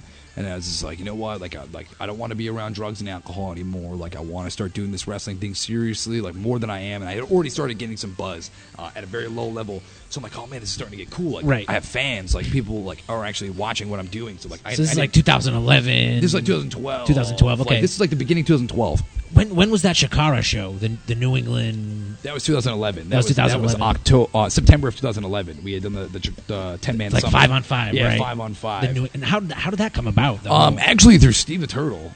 Steve Weiner. Of course. Everything that happens through Steve. In 2011, in September, they came to Brockton, Massachusetts, and Steve is very close with the people of Chikara. So he was like, oh, like let's see if we can get some New England guys on there. And somehow my name got tossed in the mix. I was starting to get buzz, and they were like, "Oh, let's bring him in." And then Steve had brought I think it was like 3 other people who I'll leave nameless because they don't deserve the rub.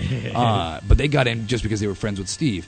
And then Steve was booking me in that match to Chikara just so that like I could get more exposure. Right. He was doing me a favor, and then I was able to put other people in the match. So I got Triplicious, the Hoods, the Minutemen, and I was dating Jen at the time still. So Jen was an interesting dynamic. So I just figured out who you didn't want to name in my head. Remembering that match. And the people who go back and watch the match, you'll see. Yeah, they'll figure it out. And it's not that I don't have I have a problem with them, and I have no problem saying it to their face. Just I'm not putting them over on a podcast, right? Especially not the Mackcast brother. So we did that match and we fucking killed it. We sold the place out, like not just us, but like obviously the people in the car as well. Well, I watched that show, and you guys were definitely one of the top matches on that card. We had a lot of fun. Like it was so packed, people had to sit on milk crates. Like I believe there was a "Please come back" chant. Yeah, please come back. Yeah, the fans are definitely digging it. New England chant. Like there's we got a holy poop chant, which is the equivalent of the holy shit in Chikara because they're super family PG. friendly, super PG. And actually that match was one of the reasons why I was brought back for the Young Lions Cup. I stood out in the match, and like obviously there was more afterwards, but and Young Lions Cup that was 2012, right? 2012, the summer of 2012. And, who else? Now the 2012 Young Lions Cup, was that with Anthony Stone was in that too? Yeah, he was in the I think the Maine, his match in Maine, right? With Jive and Jimmy Capone, and Cole Cameron Matthews and Cam Matthews. Okay, and then I was my bracket was me, Aaron Epic, Vinny Marcellia, and ACH. Okay, and then ACH ended up beating me in the final part of that. which was sure awesome. At that point it must have been an honor to be asked to be a part of the Young Lions. Dude, it's a big deal. Like Chikara was one of the first big indie things that I found out about, and I became fascinated with it. Like I was just like, oh my god, there's a tournament for young wrestlers to get exposed. Like I want to fucking be a part of this. So it was something I always wanted to work towards. And like when I moved to Boston, that became the number one thing on my goal list was to do that. But what really helped me get into that. Like in the beginning of 2012, I really like wanted to break out. Like I was like, what the fuck do I need to do to get this to the next level? Like I'm a social media fucking icon. I was gonna say this is probably the time you start really pushing the social media stuff. So like now I have social media going crazy. Like I'm recreating myself. Like I got more new gear. Like I'm really starting to find myself as a person and a wrestler. And I felt like once I got the two to fucking blend, like I was good to go. So like the next equivalent to the next step to make it all balance out was to get rid of Jen. Like I was like, this is a negative in my life that I really kind of get away with. Down. So you felt anyway at the time. Yeah, exactly. So Jen and I ended up breaking up, and we went our separate ways. And then in May of 2012, I had my last experience with drugs and alcohol, and it was at NWW Extreme, and that place is a wild atmosphere. Yeah, it's fucking insane. And it used to be really fucking fun, man. Like I used to have crazy good matches there, and then that's where we wrestled. Yeah, I was gonna say we actually had a good match. I was and I was actually very skeptical about coming back to that place. But once they told me we were doing that match, I was very excited. We got booked on that show the night before. Because the Hoods, there was something happened with the Hoods. We were supposed to work the Hoods, and the Hoods couldn't do it. There was a falling out. The booker bumped into me and show that I got booked on that night of, and it was like that weekend turned into like this crazy shit. But in May, I did a show up there. I want to say I wrestled Brandon Webb because him and I were having this crazy feud at that time. At one point, you guys were wrestling everywhere. Every Webb state. Dunn 13. Yeah, You know? Yeah. I think we're up to like 26 now or some shit. Christ. I couldn't tell you the win-loss record though. I don't remember. We'll call it 50-50. He usually always beats me. So, Brendan Webb's one that we got to have come down to a podcast because he's a ridiculous human being. He is. I bet he has great fucking stories. I'm sure. Half of them we can't tell on the podcast. Yeah. See, I've been holding some out. Oh yeah, just because I don't want to. You don't want to go too far deep. Yeah, I want people to listen to the rest of them. So then at that show, money situation got fucked up, like as it always does there. Oh, indie wrestling. That's a shocker. In indie wrestling, yeah. So and now here I am at this show. It's me, it's Brandon, it's Rich Bass, it's Bulldozer John Monroe, Burns there, and then select ladies from the show decided to stay after. Of course. They always do the dinner party inside. So we all went inside, and referee Zach Carter was there. So we're all inside, and we're getting ready to have some drinks and stuff, and then we find out it's like $2.50 pitchers like of Bud Light and shit. Jesus Christ! So because we felt that we weren't paid the equivalent of what we were worth and what we agreed upon, we decided to open a tab under the promoter's name. That is hilarious, dude. And it was very simple because like he's always there, and like anybody could walk in and say, "Hey, we're under him. Like, give us a drink." And they didn't ask a question. So now we have 11 people drinking on this tab, and we're just getting fucked up. And this was the night I decided. Oh, and Tommy Trainwreck was there too. Oh, is that the night he pissed in the ring? Yeah. I just sold him out. Sorry, sorry, Trey. Buried him, brother.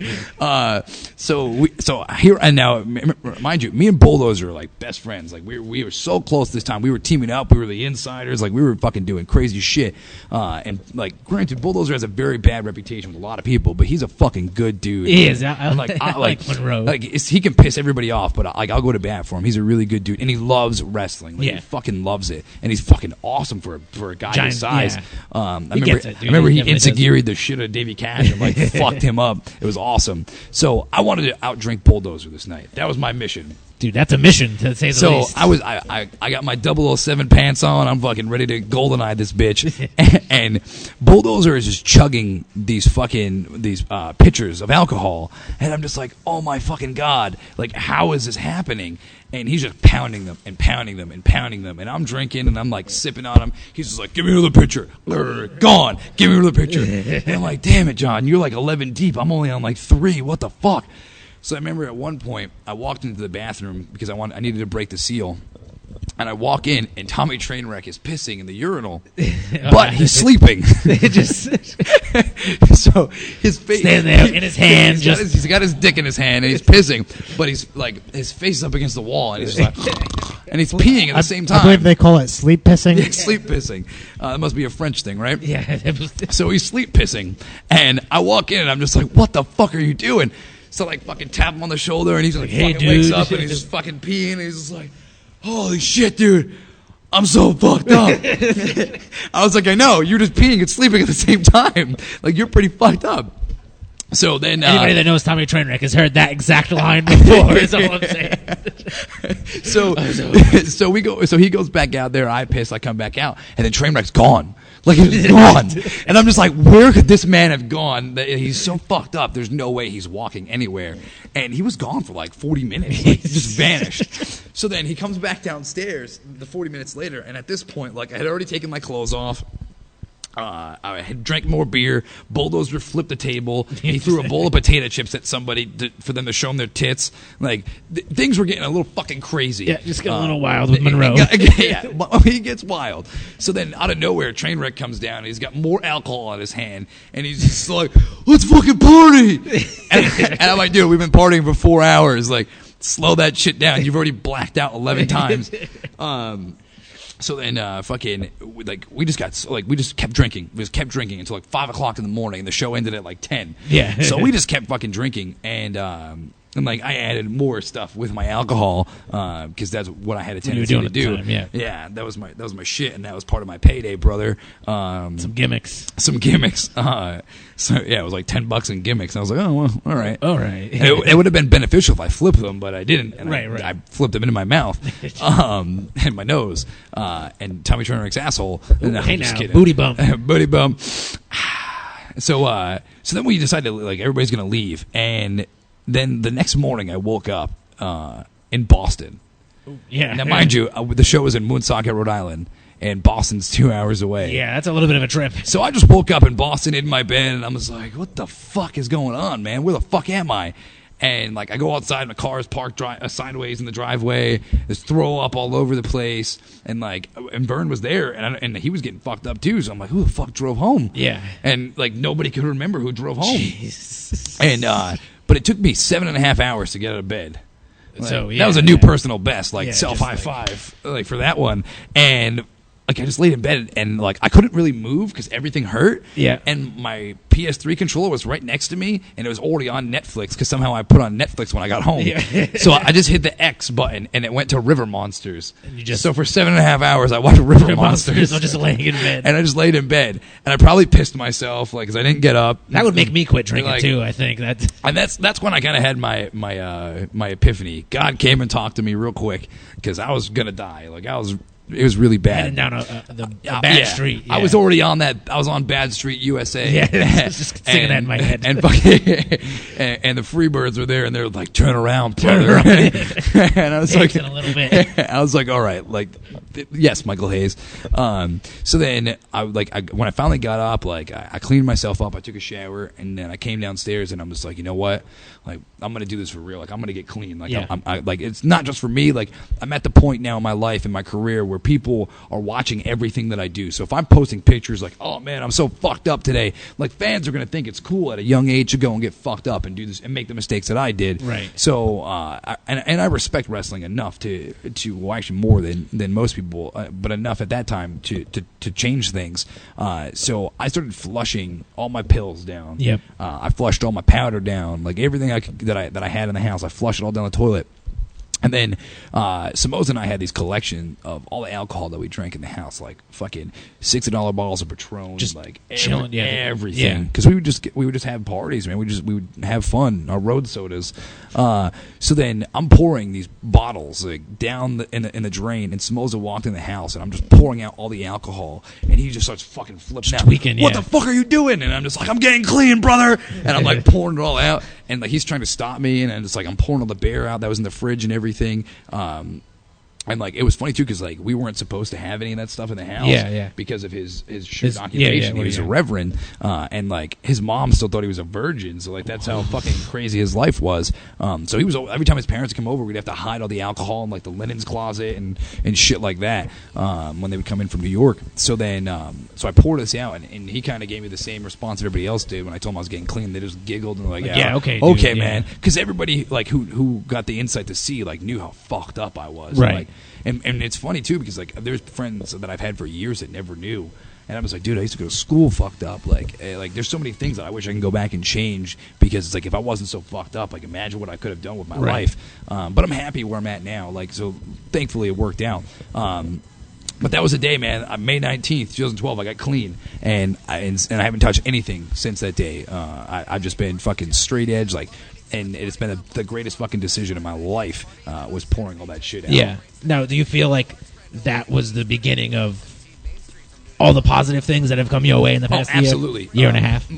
Literally, like because my mother passed away in May on the 23rd, so it was like it was kind of easy for me to like have that day to cleanse, and then it was like on the day that she passed away, like I really don't do much. Like I kind of just rest. I share stories in my head and appreciate everything that she did. And at that moment, I like on the 23rd, I was just like, you know what, this is what like she wants me to do, man. Like I need to get clean, I need to get my shit together. And that was really that was what solidified it. It was like, all right, this is that moment in my life. Like I thought I had it before when I moved here, or like when I was with my ex. I was like, but no, this is that fucking moment. Like I'm gonna change lives starting from this fucking day. Well, I'm very happy I'm not drinking some French wine right now. While oh no, you know what it is? You never touch this stuff again. No, it's like it's cool when people drink in front of me or they whatever they fucking indulge. Yeah, it doesn't bother me. Like I'm over 540 days clean. Like I'm cool with people doing all that stuff. I don't have the inhibitions that I used to have. Like before, if somebody would smoke and I'd fucking grab it out of your hand and fucking eat it. Like that's how bad it was. But now I'm just like whatever, man. Like do whatever you gotta do. People like to indulge. Like that's cool. Like I have nothing against it. Like I handle your shit. Yeah. Handle it. That's cool. But if it gets out of hand, then and now it's funny because like now I get to see what I looked like when other people get fucked up. I'm just like, oh man, that was that me stumbling around? Like me being the douchebag that I was, and then adding that into the equation, like, oh my god, like how fucking bad was my life? But then I got clean, and then and that's when I was just like, you know what, like wrestling is gonna fucking, I'm gonna change some shit. Like I've always felt like I've had this purpose to do something, and like when I was younger, I felt like, oh man, like I'm really good at football because it's my job to fucking change football. Like I'm supposed to do this. Yeah. And then I think the reason why like I never watched wrestling as a kid, or like I never like was a wrestling fan, is because I was supposed to like meet wrestling and fall in love with wrestling. Like it was supposed to happen.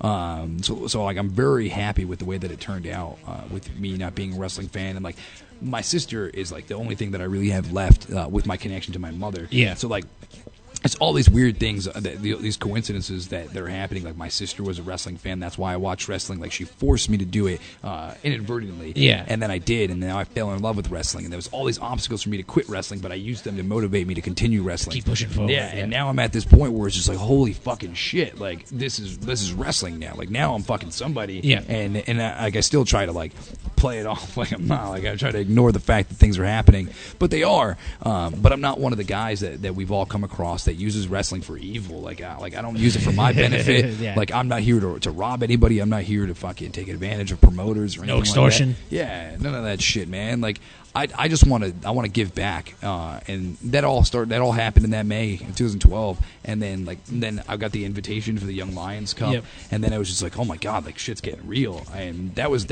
I think that match was well, there's two matches. I think that match and my first match with Brian Fury, were the two jump starts in my career that I really needed.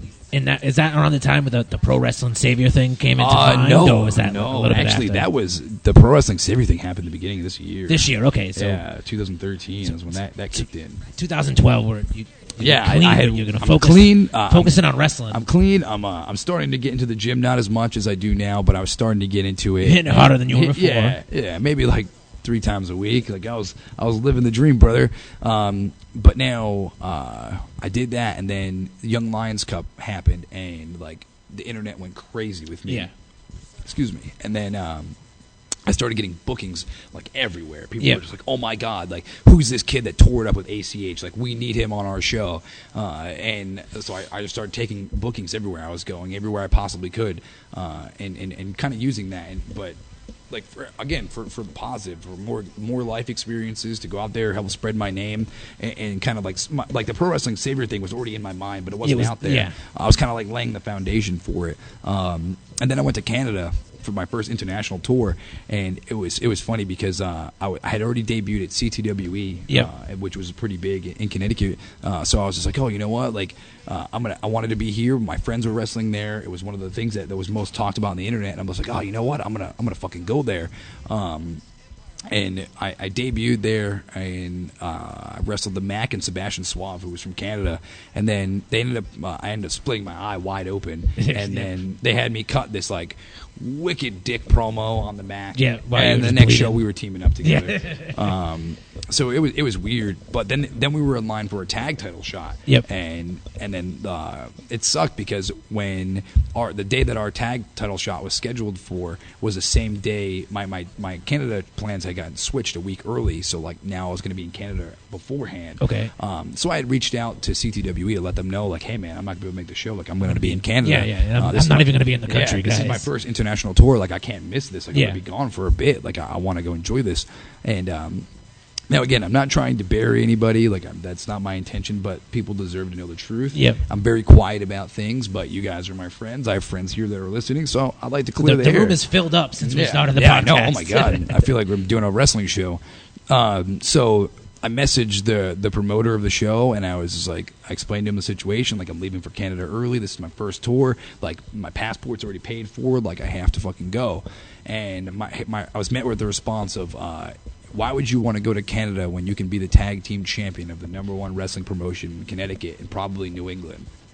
And I was just like, why the fuck wouldn't I want to go to Canada? Yeah. Like, I'm leaving the country to go to wrestle. Like, this is what I want to do. I want to spread my name and my mission everywhere. Like, I don't want to just wrestle in New England. Like, not that I've conquered New England, but I've done a lot here in New England. Right, yeah. And up to that point, I had done a lot. I've done even more since, but it's just like, I wanted to go to fucking Canada. Like, I wanted to go and experience that. Yeah. So we exchanged some words. I was very professional about it.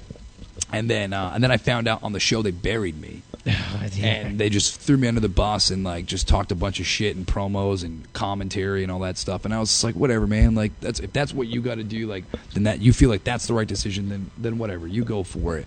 I went to Canada. I had the fucking time of my life. Yep. Like, I had some great matches. Like, I met some great fucking people. Like, I stayed clean in Canada. So it's just like, which is tough in Canada. Yeah. And I was just like, this is fucking awesome. Like, I don't care. I'm gonna do this. And it was great time up there. Like, I had some trouble with my passport beforehand. Like, I had to go get my passport. They were supposed to mail it to me. Yep. I was still living in Boston. They were supposed to mail it to me. So the morning of the trip, when we're supposed to leave, everybody was meeting up. I had to get Kevin Quinn, the referee, a really good friend of mine. He lived over near me, came to my house to get me, to drive me to Portsmouth, New Hampshire. To get the passport. To go to the passport building. And I had to wait there. And he hung out with me all morning. We went to, like, get breakfast. We went shopping. We just killed some time. And then I got my passport, and he wished me, like, goodbye. Because then the people had to come up that way anyways to meet us. Scoop them up. Yeah, so they met us off the highway, and we went out to Canada. But, like, that's been the benefit. Like, I met people like Kevin who would do anything to help me out, and vice versa. I've done a lot to help him. Kevin Quinn's a good dude, man. Yeah, he's a great dude. So it was cool, man. Like, and if I didn't go, like, I feel like I would miss out on the crazy experience that was Canada. Right. But the worst thing that happened in Canada was I was sharing a hotel with the Giant Pharaoh. Okay, that was my hotel buddy. And what sucked too is, like, we were in, like, this weird hotel for the first night, and it was like the second floor of wooden stairs. We had to climb up them. But like, they have the hallway where you have to go down. My door was at the end. Hanging were all these spiders from the ceiling on the outside. All right, because the hotel's not inside. Yeah, it was an outdoor. It's an outdoor one, so you have to go into the hotel. So, like, there's all these spider webs and spiders hanging down in Nova Scotia, and I'm just like, I'm definitely afraid of spiders. Like, I can't do this. But I knew that I'm 5'10", so, like, I can duck and run underneath him. He's screwed. Pharaoh's screwed. He's over 7 feet tall. He's a tall dude. Even if he was to roll, he's still gonna hit these fucking spider webs. So I sprint to the fucking door, and I maybe hit one or two, and like I was screaming like a little girl. I opened the door, and I threw my bag in, and I turned to see where he is. He's running, and his face is wiping out all these spider webs. And this motherfucker ran in, threw his bags down, and went right into the shower and started like fucking getting undressed and showering. But it was like what a better way to fucking start this trip than to watch the giant pharaoh run through fucking spider hell. But then this is the first night we're there. Yeah, we're unpacked. Him and I are kicking it. We're watching Sports Center. We're big fucking sports fans. And I never really hung out with them. So we're getting to know each other. And that's what happens when you're on the road. That's one of my favorite parts. A lot of talking. You get to know the other person. So we're talking, and then I finally get Wi-Fi. Because obviously I'm in Canada, my phone doesn't work. So I get Wi-Fi, and I start getting all these email alerts. And obviously, like I said, I'm very big on social media. And it was weird that like I wasn't getting much, but my email was going nuts. Right. So I opened my email, and here on my email was a picture of my kitchen. And I'm like, why the fuck is somebody sending me a picture of my kitchen? And then I look, and it was from my ex-girlfriend's Instagram. And it's just like a picture of my kitchen with sushi on the counter. Yeah, I don't eat sushi, so I'm just like, this is weird. So then I get another picture, and it's like a bigger version with like whose page it's on and what's being said in the comments and who's liked it. And it was like my kitchen, and my kitchen was very unique. We had very unique tile on the floor, very unique shit on the fucking on the counter. Yep. And then we had like these weird fucking, well, I didn't have them, Samoza had them because of his heritage. They had like the Spanish fucking jars that are filled with like fucking peppers and liquid, all that shit. But his family had given him. So I'm looking at all this shit. I'm like, who the fuck is in my house? And then her caption was, "It dinner and movie night with the love of my life." So I'm just like, what the fuck? I'm just looking at it, and then I go on my phone, and like I like to cook, so like when I finish meals, I take pictures of my food and post them online. Food porn. Hashtag food porn. So then I like looked at one of those pictures, and I went back to the email, and I'm like, okay. I showed Dave, Pharaoh, and I was like, hey man, look at this. Is this the same kitchen? And he's like, fuck yeah, it is. And I'm like, okay. I was like, is that whose page I think it is? And he's like, oh my god, yeah. I was like, and does that say what I think it does? And he's like, holy shit, God, yeah. And I was just like, okay. So now this is where I found out that she had been cheating on me the whole time with Samoza. Yeah. And then now they were dating behind my back. And I'm still living in the same house. Right. Like we're still occupying, we're still renting the same house. So I'm in Canada. My first day there, I'm there for a while, and I find out that my ex, who at the time was still texting me and calling me to get back together on a regular basis. So we weren't together, but we were talking via text and shit like that. And I don't talk on the phone. And her and I had like a couple-hour conversation about what is wrong with her life and what's wrong with my life and how we could fix things. So all that had happened, and now I find out that this is all going on behind my back. Yeah. So Pharaoh got more pissed than I did and offered to get a rental and drive me back to America. We're going back, dude. and I could sit there while he beat the shit out of Samoza. And I'm just like, oh man, no, like fuck that. So now, like I don't know what it wasn't like. I wasn't hurt by it. Like it wasn't like, oh man, fuck my life. I'm gonna go fucking take pills again. I was kind of just like, oh, okay. So this was true. Like it reassured the feelings you already have. I already had them. So then I Facebook messaged Gino, and I'm like, you son of a bitch! Yeah, you were wrong, Gino. You motherfucker! I told you this was happening. And when Gino found out, he was just like, oh my fucking god, like I can't believe it. Yeah. Because Samoza was a good dude, but at the same time, he's a guy, like he's a douchebag, like the rest of us. And he played us both. But needless to say, I had a great fucking tour in Canada. I came back home to America after that, and then again, business picked up because now people saw that I traveled internationally. Right now, yeah, so you added another check to the resume. Yeah, so they're like, oh fuck, let's bring this guy in. So that was October of 2012, and then I kind of rounded out the year with a few bookings. But then when I came home from fucking Canada, I remember walking in my door, and Samoza was sitting there, and he had no clue that I knew. You knew already, because him and I hadn't talked that whole time, and I was kind of just like, "Hey, man, what's up? How are you, man?" He's eating food at the kitchen table, and he's like, "Nah, man, how was Canada?" So I tell him about it. I go, "What about you? I was gone all this time. You do anything interesting?" Nah, just work and stuff. And I'm like, oh yeah, what are you working that's on? How we're playing it, yeah. And I'm just like, what do you do? Like, what'd you do for work? And he's like, oh, church stuff. Like, I didn't do any wrestling. And in my head, I'm like, obviously, because I wasn't fucking here. So then I'm just like, I'm waiting for him to say something to me, and he just never fucking says it to me. And I'm just like, whatever, dude. Like, cool, man. So I go in my room. I fucking now I'm just like, you know what? Like, I can't be here. Like, if I'm here much longer, I'm gonna fucking hurt somebody. Yeah. So I made proper arrangements, and then I moved back home here in Rhode Island, and like that was really that was exactly what I needed. Like different things in my life have happened where afterwards I feel like, oh, this is exactly what I need, and then it's not what I needed. Right. This was the instance where like I came back clean, I came back with a fresh mind, and I came back to family, and I'm able to like to do my shit. And I moved back at the end of 2012, and that was really the moment where I was just like, all right, now I got to get in the gym. Like, this is it. Like I said, I probably said it 11 times in this podcast about getting in the gym. Right. But this is where it actually happened. It wasn't one of them New Year's resolutions where I'm like, oh, I'm gonna not be fat anymore. And I had got up to like 203 pounds. Yeah, that's pretty big for you. Yeah, because I'm only 5'10", and like I was like a weird shape, like no chest, fucking big stomach, big legs. Like I looked like a fucking a stupid penguin. But that's what happens when I got comfortable in a relationship. I let it all go because I was like, oh man, like because then she let some shit go, and so I'm just like, oh well, she's not going anywhere, I'm not going anywhere. We're just chilling. All that shit happened. So then I started getting focused, and I was like, all right, let's fucking do this thing. Like let's make this happen. And then, like I said earlier, I came back to RWA. I started getting these really big bookings. I've been working full time with Beyond Wrestling. Yeah, but I would say, how did the Beyond connection come about? That happened in like 2011. Okay, so it goes Steve back the that Turtle. far. Steve the Turtle. Saving the day. Steve's been a good friend of mine. He's always done me good. And he got me to like come do one of their tapings in Allentown, Pennsylvania at the Wild Samoan School. Yep. And he was like, you have to come see Beyond Wrestling. Like I think you would fit into it. And I'm just like, okay, send me some of their stuff. So he sends me to me. I'm like, what the fuck is this? Like, where the fuck are the fans? Like, I don't understand why are the guys sitting, like, what the fuck, Steve? I was like, no, I'm not doing this. And then Steve convinced me to do it.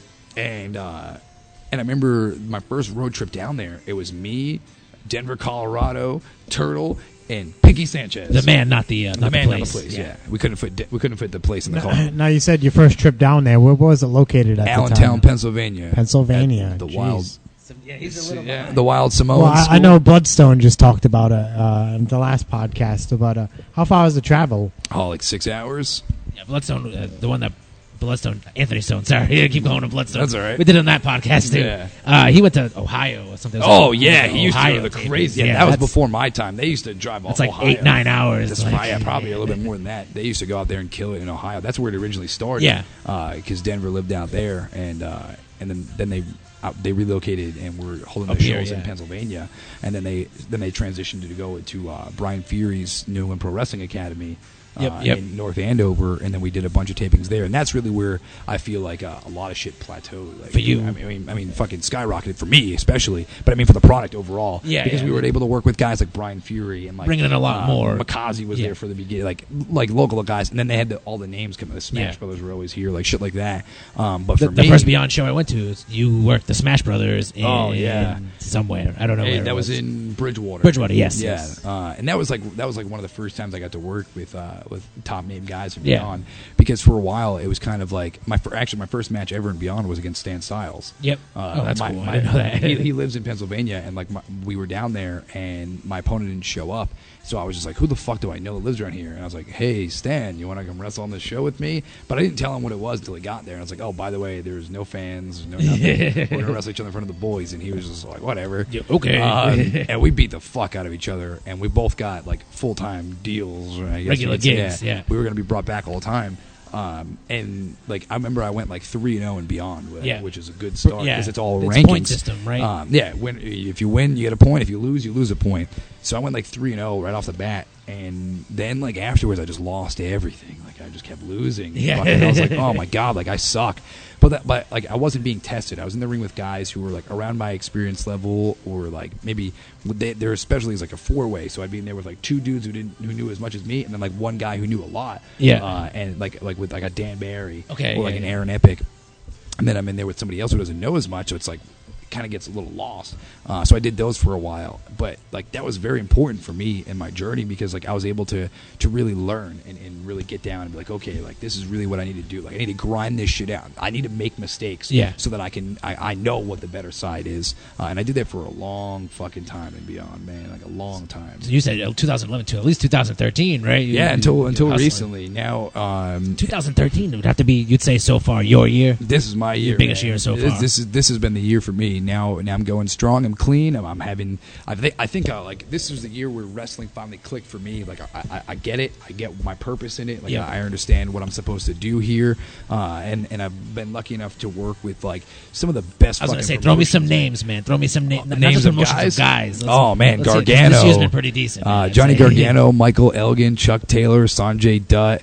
I work with Brian Fury again, who's a guy I hold in high regards. So Hollow Wicked, one of them. Hollow Wicked, I wrestled him at Wrestle Jam. Grant Akuma, John Silver, Slick Wagner Brown, like all these dudes I've got the chance to work with. And I'm forgetting a bunch. Like there's still a lot more that I need to name off, and I apologize that I forgot you. You can just go to my YouTube page and watch Eddie Edwards. Eddie Edwards, yeah. I just wrestled Eddie Edwards, which was fucking, like, it was so awesome.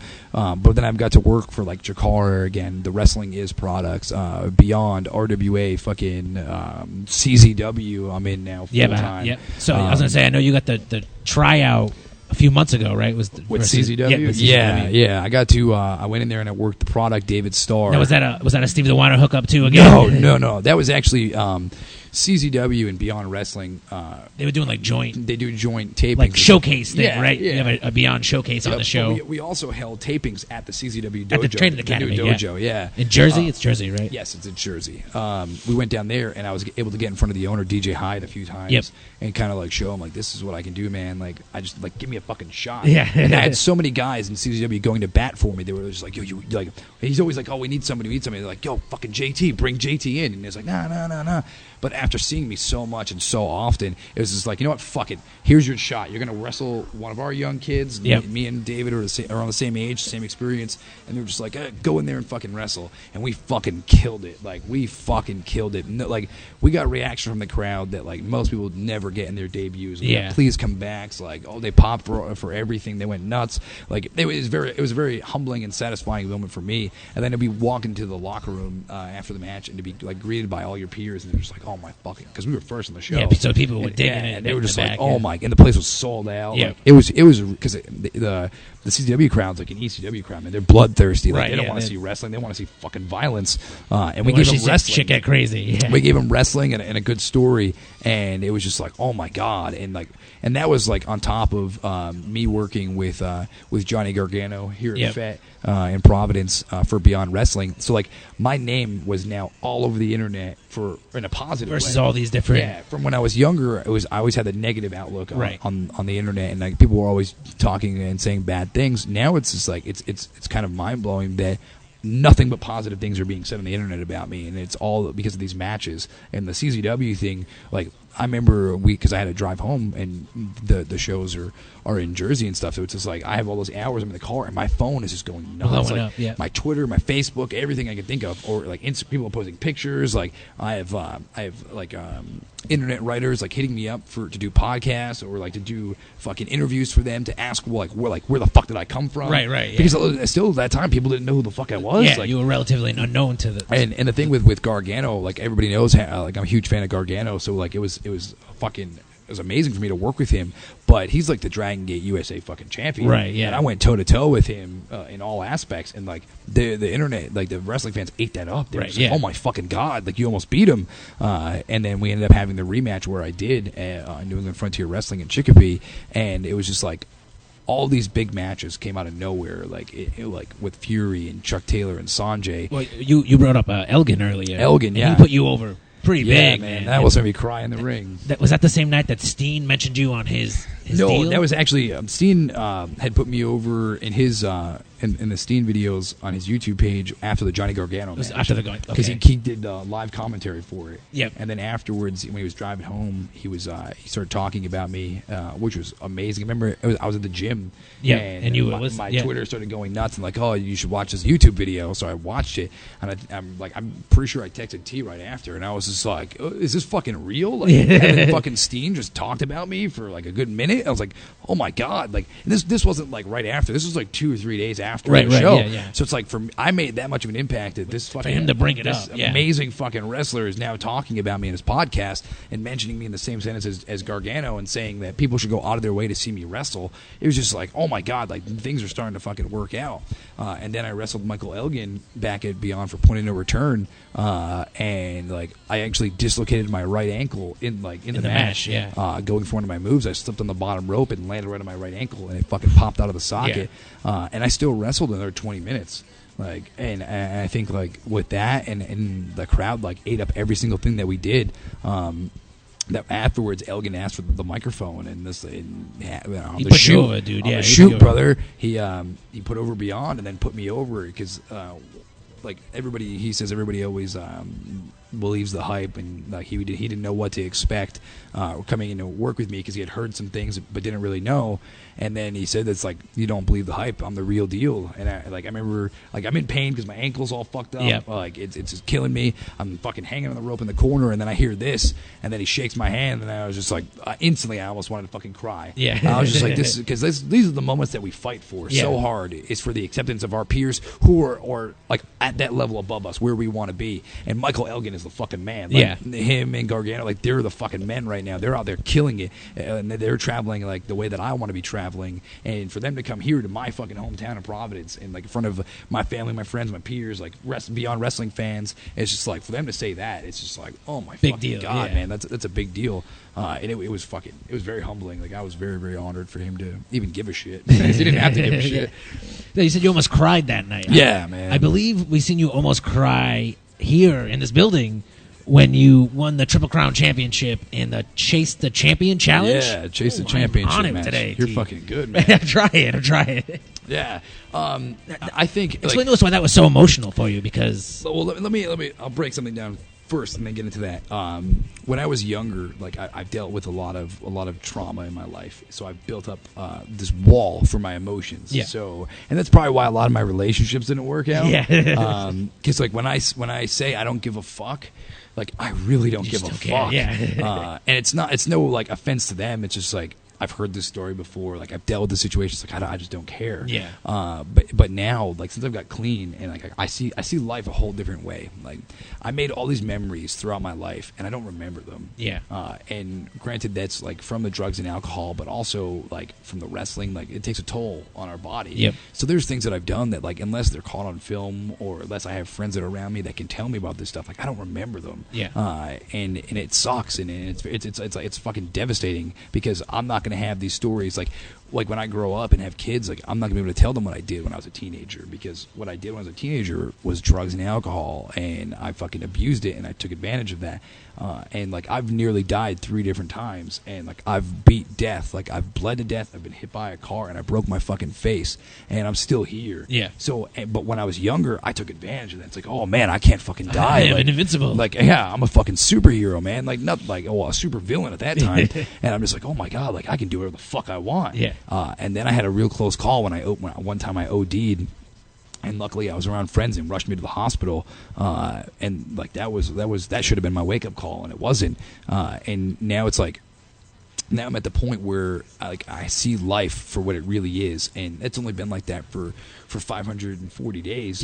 But it's been the best 540 days of my fucking life. Because I remember everything. Like every decision that I make is because I'm clear minded and I want to make that decision. Granted, I still make bad decisions. Like everybody does. I'm not perfect, but I'm not making those bad decisions because my mind isn't clear enough to do so. I'm making them out of instinct. Like I said, I go with my gut. Like if I feel something, I fucking go with it. And that's how I've been doing it for a very long time now. But like now I'm in touch with my emotions, and like I don't give a fuck what man out there says like, oh, I don't cry, blah blah. Shut the fuck up. Like everybody's entitled to one good cry, man. You feel good afterwards. But like Connor's nodding his head over there because he knows he's gonna have a good cry tonight. Because Connor cries and jerks off with the tears, man. I'm just kidding, buddy. We're just playing, dude. We love you.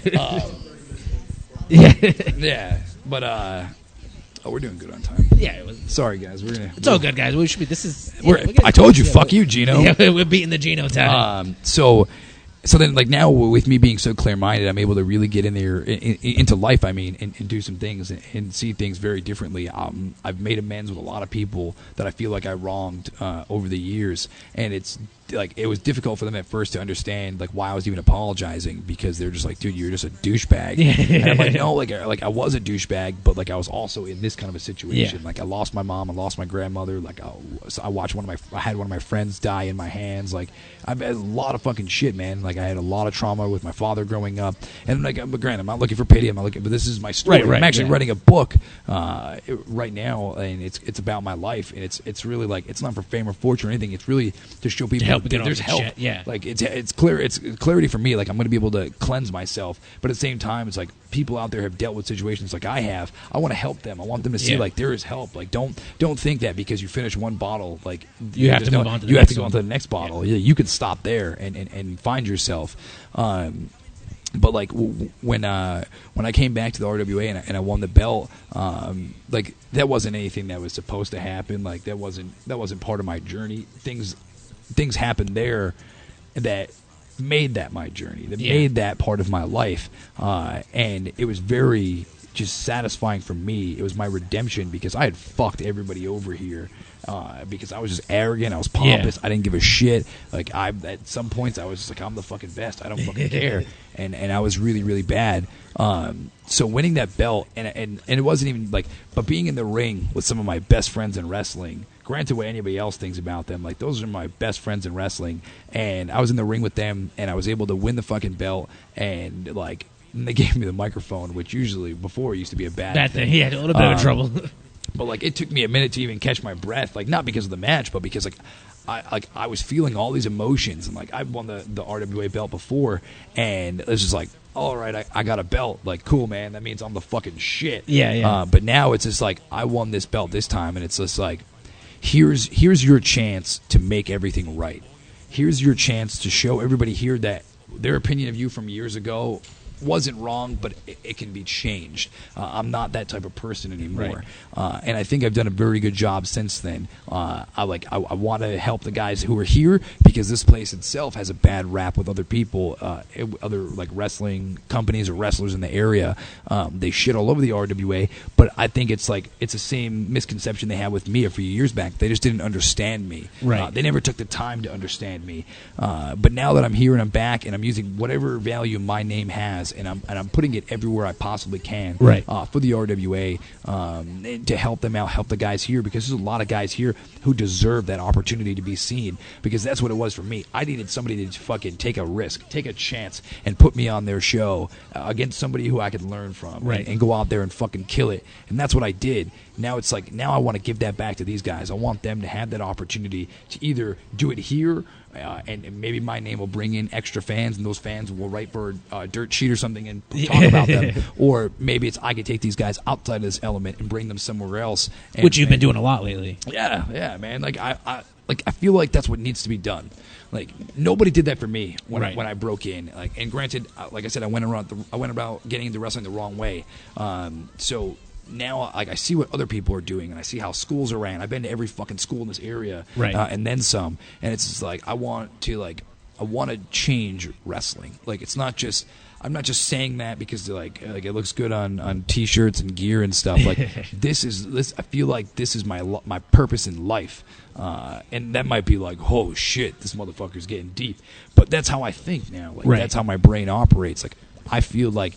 This is what I'm meant to do. I'm meant to be a professional wrestler. I'm meant to make all those mistakes I made before, make all those enemies that I made before, so that now I can come back and redeem myself. It was like a personal fucking trial and error, fucking success story, and that's what I'm trying to do. Like I'm trying to be the best person that I can be in all of these circumstances, and then take it to that next level.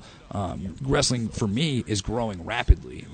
Like everybody wants to get a contract, everybody wants to get signed, but nobody ever thinks that it's a reality. Now the fact that a contract is so close, or like the ability to travel to Japan, which is my dream, like that's so close. It's like now it's like, oh my god, I can't fucking believe. Like I never thought this day would actually come. It's like if I continue playing football and I get called on draft day, it's like, oh my fucking god, like this actually happened.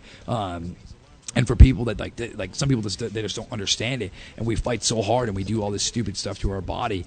for those moments. And it's like, I've done all this for years, and like I put all this trauma in my body, and like I destroyed my fucking brain and my head, and it's just like, for what reason? And it's for these reasons, for the fact that I want to make a fucking difference. Like I want to impact other people. I like being a positive role model. I like when kids draw pictures of me. I like when kids tweet at me that I inspire them for the day, or if I put up a tweet or a Facebook status or anything like that, and like that motivates somebody who didn't want to get up and go to the gym, or they didn't want to do this, or they didn't want to do that. If I'm able to get that person to do one positive thing throughout the day, then that means that they're going to reflect on somebody else. So I'm ultimately helping all these people by just posting something online. It's that simple. And I'm just posting something online, and people's lives are now fucking being changed by that. And like, to me, that makes me feel really fucking good.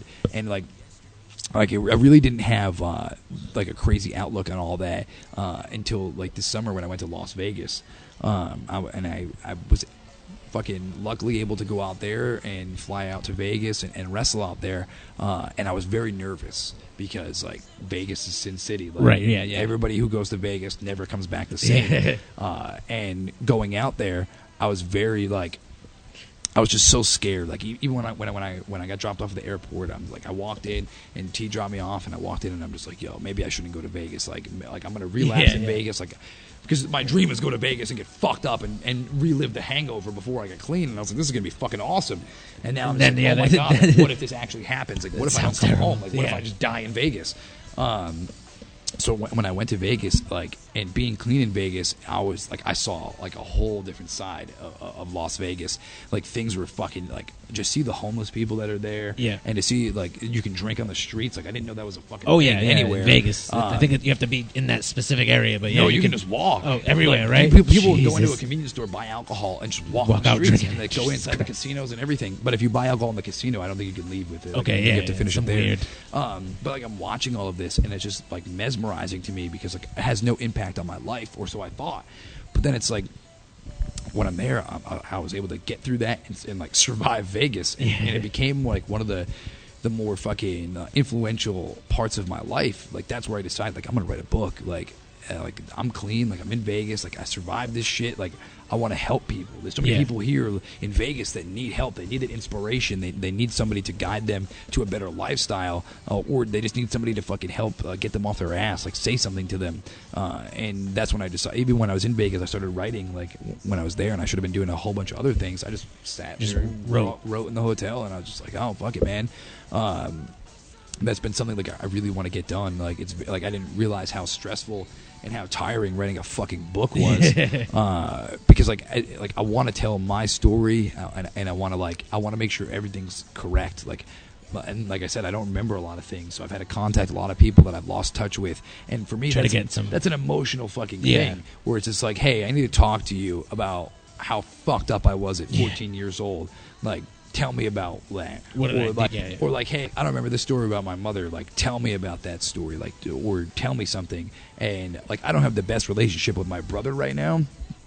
We've decided we've gone separate ways in life since I've got clean, and like with me not talking to him, it's a little difficult because him and I were so close growing up. And now my sister and I are very, very close. So like it's weird to see my sister growing up, and we're all 2 years apart. Like, I'm 23, my brother's 21, turning 22, and my sister is just turned 20. So we're all 2 years apart from each other. So we're very, very close. And then losing that relationship, it's one of them things where it's like I'm waiting for that opportunity to mend that now. I don't know what it's going to be or what it's going to take, but I want to somehow mend that. And I feel like within wrestling, like, wrestling's going to allow me to fix a lot of things in my life. It already has. Like, and not wrestling, like being in the ring itself, but being around wrestling has allowed me to really to observe other people. Like, I'm a people watcher. Like most people are. I like to watch people, but not just for what they're doing. Like, if somebody's like tying their shoes or like fucking watching TV, I watch people because I like to watch their mannerisms. I like to watch the way that they act, they conduct themselves around other people, because that's how I am. I'm an observer, and I like to see that shit and then make a difference with it. Like, if I see somebody is disgruntled about something going on with their significant other, I feel it's my responsibility to help give them a hand, help them out, to help them out, because maybe they're going through a situation that I've been through. And like, yeah, I'm young, I'm 23 years old, but I've lived through some shit. I've lived the life of fucking 3 different people, and it's crazy to think about that. And it hasn't been until I got clean where I really like, oh my god, like all this stuff has happened, and like I don't talk about it, like I don't tell anybody about anything that's happened. Like so many people are just like, oh yeah, you've been around wrestling, blah blah blah blah blah. It's like, yeah, man, I have been around wrestling, but I have a life outside of it. Yeah. I try to draw the line somewhere. Well, the positivity stuff, man, has certainly seemed to help out this last couple years or so, because, like you said, the JT Dunn, the JT Dunn New buzz. name, brother. The JT Buns, JT's Buns. JT Bun buzz has seemed to take off this year, certainly. And you were talking about your presence online earlier. This is usually a question that we throw out at the people. Mayor McCheese. Oh, God. Everybody thinks it's me. See, that's usually the question we go with on here. I don't think it's you, personally, because... I don't know half the shit he's talking about. Yeah, he seems to be pretty in-depth in the New England wrestling scene. Yeah, and I don't know shit about wrestling. If gun to your head, who do you think it is? Oh, man. Gun to my hand? Well, they can take my hand. Your head, I'm sorry. Fuck your hand, sir. We're going to shoot it. Oh, man. So, you know what? I try not to get wrapped up in this guy as much as everybody else does. Right. It's funny, actually. I find it very humorous. Personally, like, he made fun of us a few times. I retweeted it and put it over. Some of them are really good. I'm like, oh, this guy's funny. This past weekend, though, I wrestled Antonio Thomas, who was in WWE as one of the heartthrobs. Yep.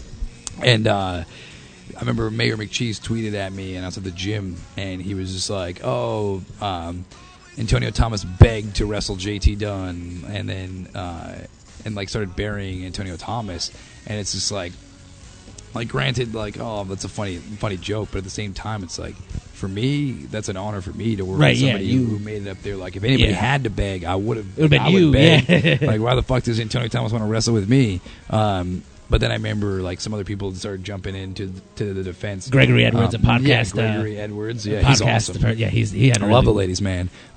Big fan. But like, it sometimes he says some things that I feel are really inappropriate. Right, just trying to be offensive. Yeah, be offensive. Like exactly, to be a dick. And it's like, but then like you said, sometimes there's some fucking funny really stuff. good shit, and I'm just like, oh man, like that's a fucking good one. It just sucks that like there are people like that in this world that hide behind that have to names. Yeah, it's like I wish like they would just come clean and be like, hey man, it's me, because I don't think anybody really care. Like I think they would just be like, "Oh, it's you, all right." Like that's who we figured. Like anyway. you're already mad at somebody who's fake, imaginary. It's like, then if he exposes himself to be whoever, it's just like, well, now you're just mad at a person. You just transferred the heat. The anger. It's like, who cares, man? Like let them. And if they need to, like, I honestly, like, I really don't have an opinion who I think it is. Yeah. I don't try to follow it as much, like, because I remember there was the thing where he was on like the Burning Hammer or whatever before, but that was before my time. Like, right. I didn't know much about it, and still to this day, like, I don't use the Burning Hammer. Like, I remember the last time I really looked at it was last year. I like won an award on it or some shit like that. Yep. And I only knew because other people sent it to me. They took pictures of it, and I was just like, oh well, that's cool, man. I don't really know much about this. But then, like, I've obviously heard all the war stories. Right. Been buried on the Burning Hammer. Terribly. And now Mayor McCheese is on fucking Twitter, and it's roasting like, people. Now he's got 140 characters or less to fucking talk shit about you. And it's funny. Like every once in a while, like, I'm not gonna lie, I'll go through and read some of the stuff. Yeah, go scroll. Or like if I'm in the car and I'm not driving, right. I'll be like, I need to pass some time. I'll read an hour of Mayor McCheese tweets. So it's just like, oh, that's pretty cool. But I don't know, man. That's something I would really have to like sit down and think about. Like I've had conversations with other wrestlers about this too, and like some of their guesses, I'm just like, holy shit! Like I didn't even think about that guy. It's like thinking I was my friend, but it's weird. A lot of people think it's me because I'm the only person he doesn't bury. Yeah, he put you all the time. And I'm just like, I don't know who that could be, because like some of the stuff he says, I'm just like, well, I'd never kind of suspicious if you ask me. Oh God, but even T doesn't know any of the Yankee stuff, so it's like crazy. Recently, you wrestled for the Church of Providence on Halloween, and Beyond Wrestling has a gimmick with them. Yep. Tell me a little bit about that and your experience with the Church of Providence. Yeah, it's very different. They have music going. It's a crazy atmosphere because they have the music shows going on, and Beyond has some slots on the show where we go in and we wrestle, and it's a mixture of Beyond guys and some local guys that maybe don't get the exposure they should, and Beyond gives that to them. I feel like at first they were really rough on the wrestlers because they play music over your matches. Right, so it's like hard for us to interact because we need to make that emotional connection. And the fans there aren't exactly wrestling fans. Yeah, they're not wrestling fans. Yeah. Like, it's just like you went to the bar and there happened to be a ring. It's just like, that's how it is. Like me personally, I'd be so excited if that happened. Exactly. Yeah. Now I'm just like, oh my God, fucking wrestling ring. I got a boner. But like, I really think the last show we just did on Halloween, I really think that's going to change the element there. Yeah. I felt like Biff and I and Drew and Greg Edwards, I think we really, like, we had something special. A lot of fan interaction. Like, it was, and there was because we did our first segment where the fans were just like, "What the fuck is this?" Yeah. And then Biff and I wrestled, and everybody got involved, and it was just like one of them things where it's like you felt something. Like it's like, oh man, if we could build off of this, like this is gonna be fucking awesome. And hopefully going forward, we can really fucking dig deep into that, and maybe go forward with more Biff and I, or more interaction from Drew. Drew put the fucking singlet on. I seen with his face and his thumbs down, all that fucking crazy shit. Like it was just so nuts. We went out to IHOP afterwards and talked about it. It was just like, oh yeah, we were riding that high, man. it was really good, and like I feel like I've been on a high since then. Well, even before that, yeah. like going into that, and then it just got higher. Like I'm just like, oh my God, like wrestling has become like my new addiction. Like I have an addictive personality. Like it's how I am, yeah. And I'm addicted to very, very few things now, and wrestling just happens to be one of them. Yeah. And like it's like I'm overly addictive. Like I run a school here in Providence at the Chop Shop, and we now run 2 days a week. So it's like I'm addicted to fucking teaching. I wrestle every weekend. Actually, I just had a weekend off. Not last weekend, the weekend before, for the first time in over a year. Surprising. Yeah. I had the whole weekend off, and I didn't know what to do. So I went to the gym every 4 hours. Like I had no fucking clue. You on the streets just grappling strangers? I wanted to. I had my tights on. I was ready to go. Like if anybody said some shit, I was ripping my party boy pants off, and we were fucking, somebody's getting a rolling elbow, brother. But I didn't know what to do. But it's just like now I'm busy with the school Monday, Wednesdays. I'm here doing that, and then it's like other days like I'm watching film, I'm doing podcasts, I'm doing interviews, and then like Friday, Saturday, Sunday I'm on the road traveling, going to do all that stuff. Speaking about the Chop Shop, if there's some guys looking to get into the wrestling business, how would they find out and about the Chop Shop? And they want to come here. They can like message me, Facebook, Twitter, anything like that. Email me. My email's on the Facebook page, or they can go to the rwawrestling.net page, and we have a sublink where it tells you all the training. We have some tutorials there from some of the students, and then there's things on there where people can read about it and then email if they're interested and all that good shit. Yeah, so anytime a guy asks me about getting into the business, the Chop Shop is definitely one of the names I appreciate that. I list. And it's just overall fun is what I say. There's also a misconception for whoever's going to listen to this. I know the right people will listen to this, and they'll tell the other people who are talking their talk. Here at the building, I never tell anybody to not go to another school. We run Monday, Wednesdays, because other schools run Tuesday, Thursdays, yeah. and then sometimes there's Fridays. I encourage people to learn from multiple people. That's how I learned. Learning from Brickhouse, Dave Cole, and then like I went to the New England Pro Wrestling Academy, the Top Rope School. Like go to the Lockup, go to the New England Pro Wrestling Academy, go learn from these people. I find it might be harder for younger guys to wrestle for certain schools because a lot of places are like you have to train here and only here to be on our shows, so and they get disgruntled right away. So a lot of the younger guys that are looking to get into business, this is the first place I recommend because man, there's a lot of opportunities that have come from here. We got a lot of guys that are here that are like relatively new who have just grown so much, and since I've been here in January, and like they're getting all these opportunities like it's crazy, and I feel like that's cool because the more that my name grows or the buzz grows around my name, like I'm not using it for evil anymore. Like I'm using it like I'm a fucking superhero, man. Like I'm doing it to do good with it. I want to give other people opportunities on shows. I'd rather be surrounded on shows with guys that I know hands on are going to deliver,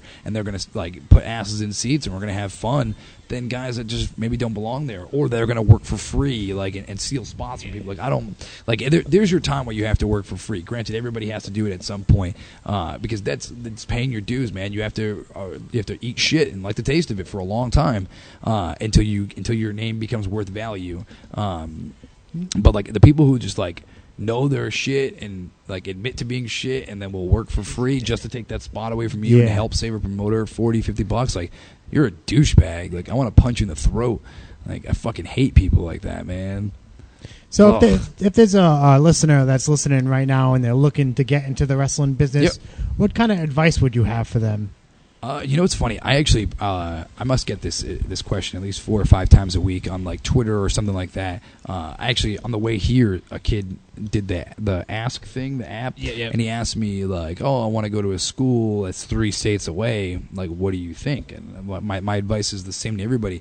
As long as you're going to a school where the trainer's reputable, where they're either have done something or they're doing something worth a positive in wrestling, then go there. But if you're going to go somewhere where they're just going to take your money for no reason and you're not going to learn anything, like, I don't want to see that happen because that's a bad in wrestling. Like, that's a negative aspect. In New England, we're fortunate enough to have guys like Brian Fury, Ryan Waters. Like, they're able to go out there and they're genuinely, passionately going to help you learn wrestling. Yeah. Like, they want to teach you wrestling. And now that with what I'm doing, like, that's the same thing I want to do. Antonio Thomas has a school in Massachusetts. Kevin Landry has a school in Massachusetts. Like, there's schools all over the place now. Like it really, like, it kind of goes to what you can afford and what you can work with. But even at that, like, I'm sure people will work with you. Like, let them know. Let them know. Like, hey man, like, maybe I don't have a job, or like I can't afford like $1,200. It's like, I can give you this. Like, can you please help me out? Like, people have hearts, man. Like, they're gonna be compassionate towards it. Don't be afraid to try it. Don't be afraid to ask questions, because like that's one of the mistakes I made for a while. So I never asked questions. I just kept my mouth shut and watched. And then I watched everybody fuck up, and I was like, well, that's what I got to do too. And I never learned the right from wrong. So, dude, before we wrap this bad boy up, we can actually get the class started. Oh, that's all right. Everybody seems to be. Is there anything you want to plug? I know your Twitter is @thejuice. Yeah, with 3 E's. Well, I think soon my match with Eddie Edwards is going to get released through the Beyond. Hopefully through the Beyond page. Okay. So I wanted people to check that out. Eddie Edwards is somebody that I think lookmannofans.com or youtube.com/Beyond Wrestling. But that match for me was like up there with the Gargano experience, because everybody knows who Eddie Edwards is. Yeah, like, he's been around. He's been around for so long. He's a New England guy. He's one of us, man. Yeah. And to get in the ring and perform with him, and I had Shelly Martinez as your manager, which is pretty cool, valet. Yeah. Oh my God! Shelly's amazing. And I hear she put you over on her podcast too. Yeah, that's another CM Punk. That's another situation where I was at the gym and I was lifting. Somebody sent me a link. They were like, "Hey, listen to this. Shelly Martinez is doing her Save Wrestling podcast, which is on like VOCNation.com, I believe. So check that out too." But she was like talking about me, and I was just like, "Oh, fuck me, man!" I started getting nervous. I'm like, "Oh man, she's fucking burying me. Like, I was so bad. Like, this is the fucking worst." And then you listened. I listened, and I listened to my phone, so I couldn't fast forward. Right. So I had to listen to the whole thing, which ended up being a blessing, because everything that she said, I was just like, "Oh my God, like, this is amazing!" Like this is Shelly Martinez talking about me, and I'm like, even when we were working together, like, I felt like a connection with us. That was my first time meeting her, and I was telling the story to a bunch of the guys and stuff like that. That I was sitting with the promoter at NEFW when I first met her, and she walked over and she was introducing herself, which was the wrong way. I should have went up to her, but I was very busy, and I didn't realize she had walked in. So she came over and said hi to everybody, and then I went to go say hi to her, and I forgot my name. Yeah, I am. And I was just like, she was like, "Hi, I'm Shelly," and I like shook her hand, and I was like, "I'm." And I just stood there, what felt like for 8 minutes, and then Eric Newton was just like, "JT, you're JT," and I was like, "Yeah, I'm him. I'm JT." Yeah. I was just like, "Oh my God!" But it was just like not only because like she's like beautiful, but like I don't know. It was one of them things where it was weird. Like I just felt something like crazy, and then I continued to feel like our wrestling, we just clicked. Like we were in the back, just talking. Our ideas worked well together. When we were out there, everything was very ad lib. We just felt each other out, and like it just worked perfectly. So I'm really hoping that NEFW brings her back to work with you again. Yeah. But when that match goes online, like I want people to check that out. Like, or any of the matches we talked about, most of them were clips online. Like clips of full check it out. Matches. Don't just watch my stuff, man. If you see something on the right side of that YouTube page, click through it, man. Watch wrestling. Like, support indie wrestling, man. Yeah, man. Support indie wrestling.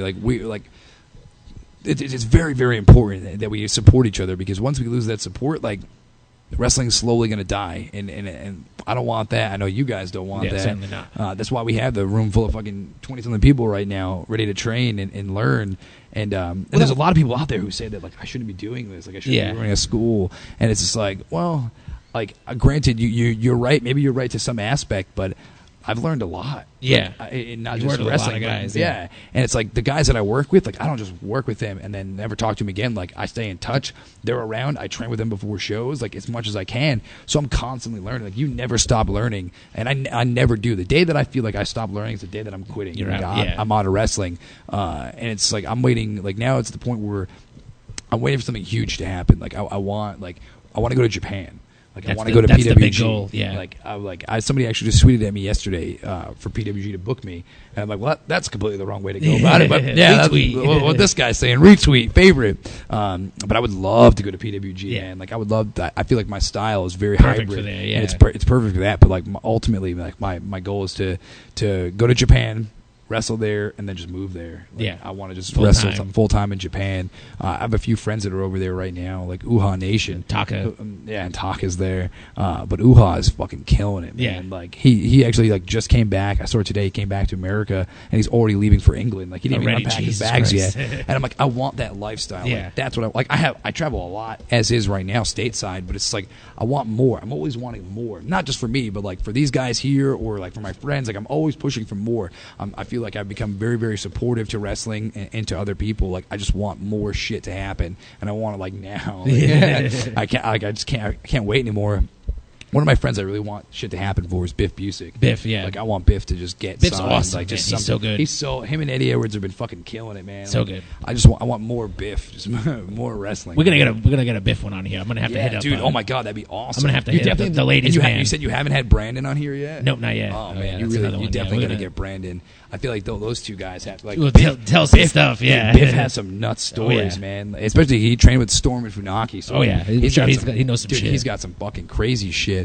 Was there any like questions that anybody had sent into that we can get to real quick? I think we covered most of it, dude. Because some of the ones that I got I'm gonna listen. I want to check because it's funny. I actually haven't touched my phone this I know this whole time. So I think we're at almost 2.5 hours, and I didn't touch my phone. That's pretty impressive. I'm not gonna lie. That's a new fucking record. That thing's been buzzing this whole podcast, going off left and right. Let's see. Somebody asked, what did I think of The Purge? Because I watched The Purge last night. What did you think of The Purge? I thought it was terrible. It was awful. Shitty movie. I'm on that end.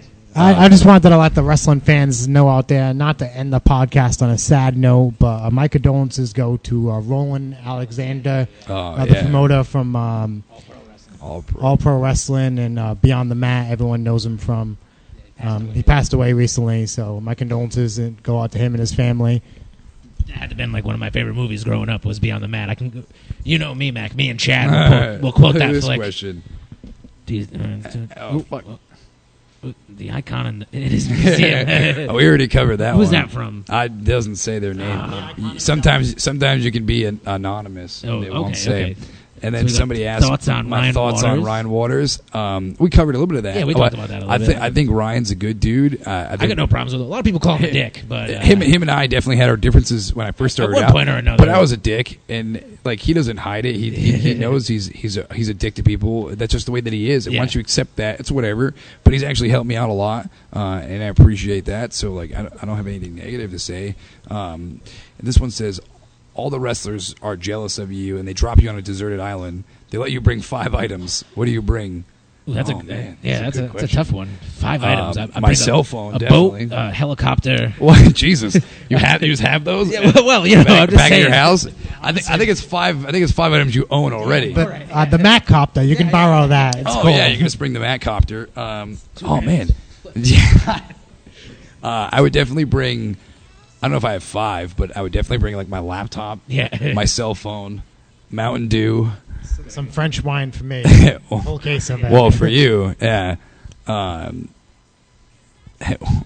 Actually, for those of you, where's Mike Grassa? I know he's in here. He's somewhere. I don't know. They just booked Mike Grassa at NEFW to sing Christmas carols at intermission. Oh, I'm okay. So, I'm Mike, down with that. Mike, you're finally gonna sing. Did you see that? He's gonna sing. Yep. Did you see that? He's denying it in the back. Ain't no way he's not singing. No, you're gonna sing, brother. But I don't think I have any more like social media blew up, but I don't feel like reading it right all. now. I feel you, dude. I was gonna say, we got a bunch too. I'll do more later. We gotta get this thing going, but like honestly, like I'm on social media all the time, so I'm on Facebook. You can just search the Juice JT Dunn and it comes up. You'll find him. Or My last question. All right. Where did the juice come from? Oh, good. That's a good one. Good question. Football, actually. There's a lot of like people who find it weird that I call myself the Juice because of Juventud. Because of Juventud. Yeah. But like I haven't got that comparison as much as I thought that I would. Right. But actually, it's because of O.J. Simpson. Yeah. It makes sense. And not because he like killed his family and shit. That was his name. But that was his nickname. And allegedly, the glove didn't fit. You must have quit, brother. But like. People said that my running style was very similar to O.J. Simpson, so they just called me the Juice. And then when I first started in wrestling, my moniker was the Highlight. But then I bumped into another highlight, Davey Cash, and I was just like, I got to change it. And I didn't know what to do. Like I didn't know what to have. Like I didn't know what would be a cool one. So I'm just like, people already call me the Juice from football. Like I'm just gonna go with the Juice, man. And when people ask me like, oh, what does it mean? Like what kind of juice are you? I'm just like, what kind of a fucking stupid question is that? Weird question. Do I look like a fucking bottle of apple juice to you, you fucking idiot? Like, I was a person. The Juice is a name. Like, I don't fucking like who else has it? Like, somebody has a name like the Samoan Destroyer. Like, are you really a Samoan Destroyer? Do you destroy Samoans? Is that what you do? So it's like, do you have to ask me if I'm the Juice? Am I a Juice? It's like, no. Okay, he's not a Samoan Destroyer.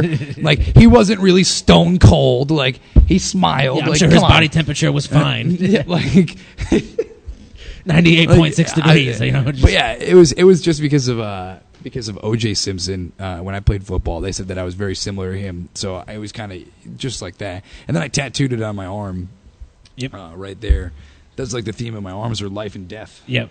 I don't really tell much people that, but like on the left side I have full hearts and full stars, and on the right side I have broken hearts and unfilled stars. And like I put my name on here because I'm still living, and then up here is my mother's cross because my mother passed away. So it's like that's kind of my theme. That kind of keeps me going. Yeah. It's my balance in life. Dude, I dig it. And I definitely have felt like in the past, whatever. I've since my Eddie Edwards match. That whole thing went down. Yeah, like I felt like my mind has been so clear, and I felt so good about life. But obviously, there's multiple aspects of that on a personal level that I'll tell you guys probably when we're down on here.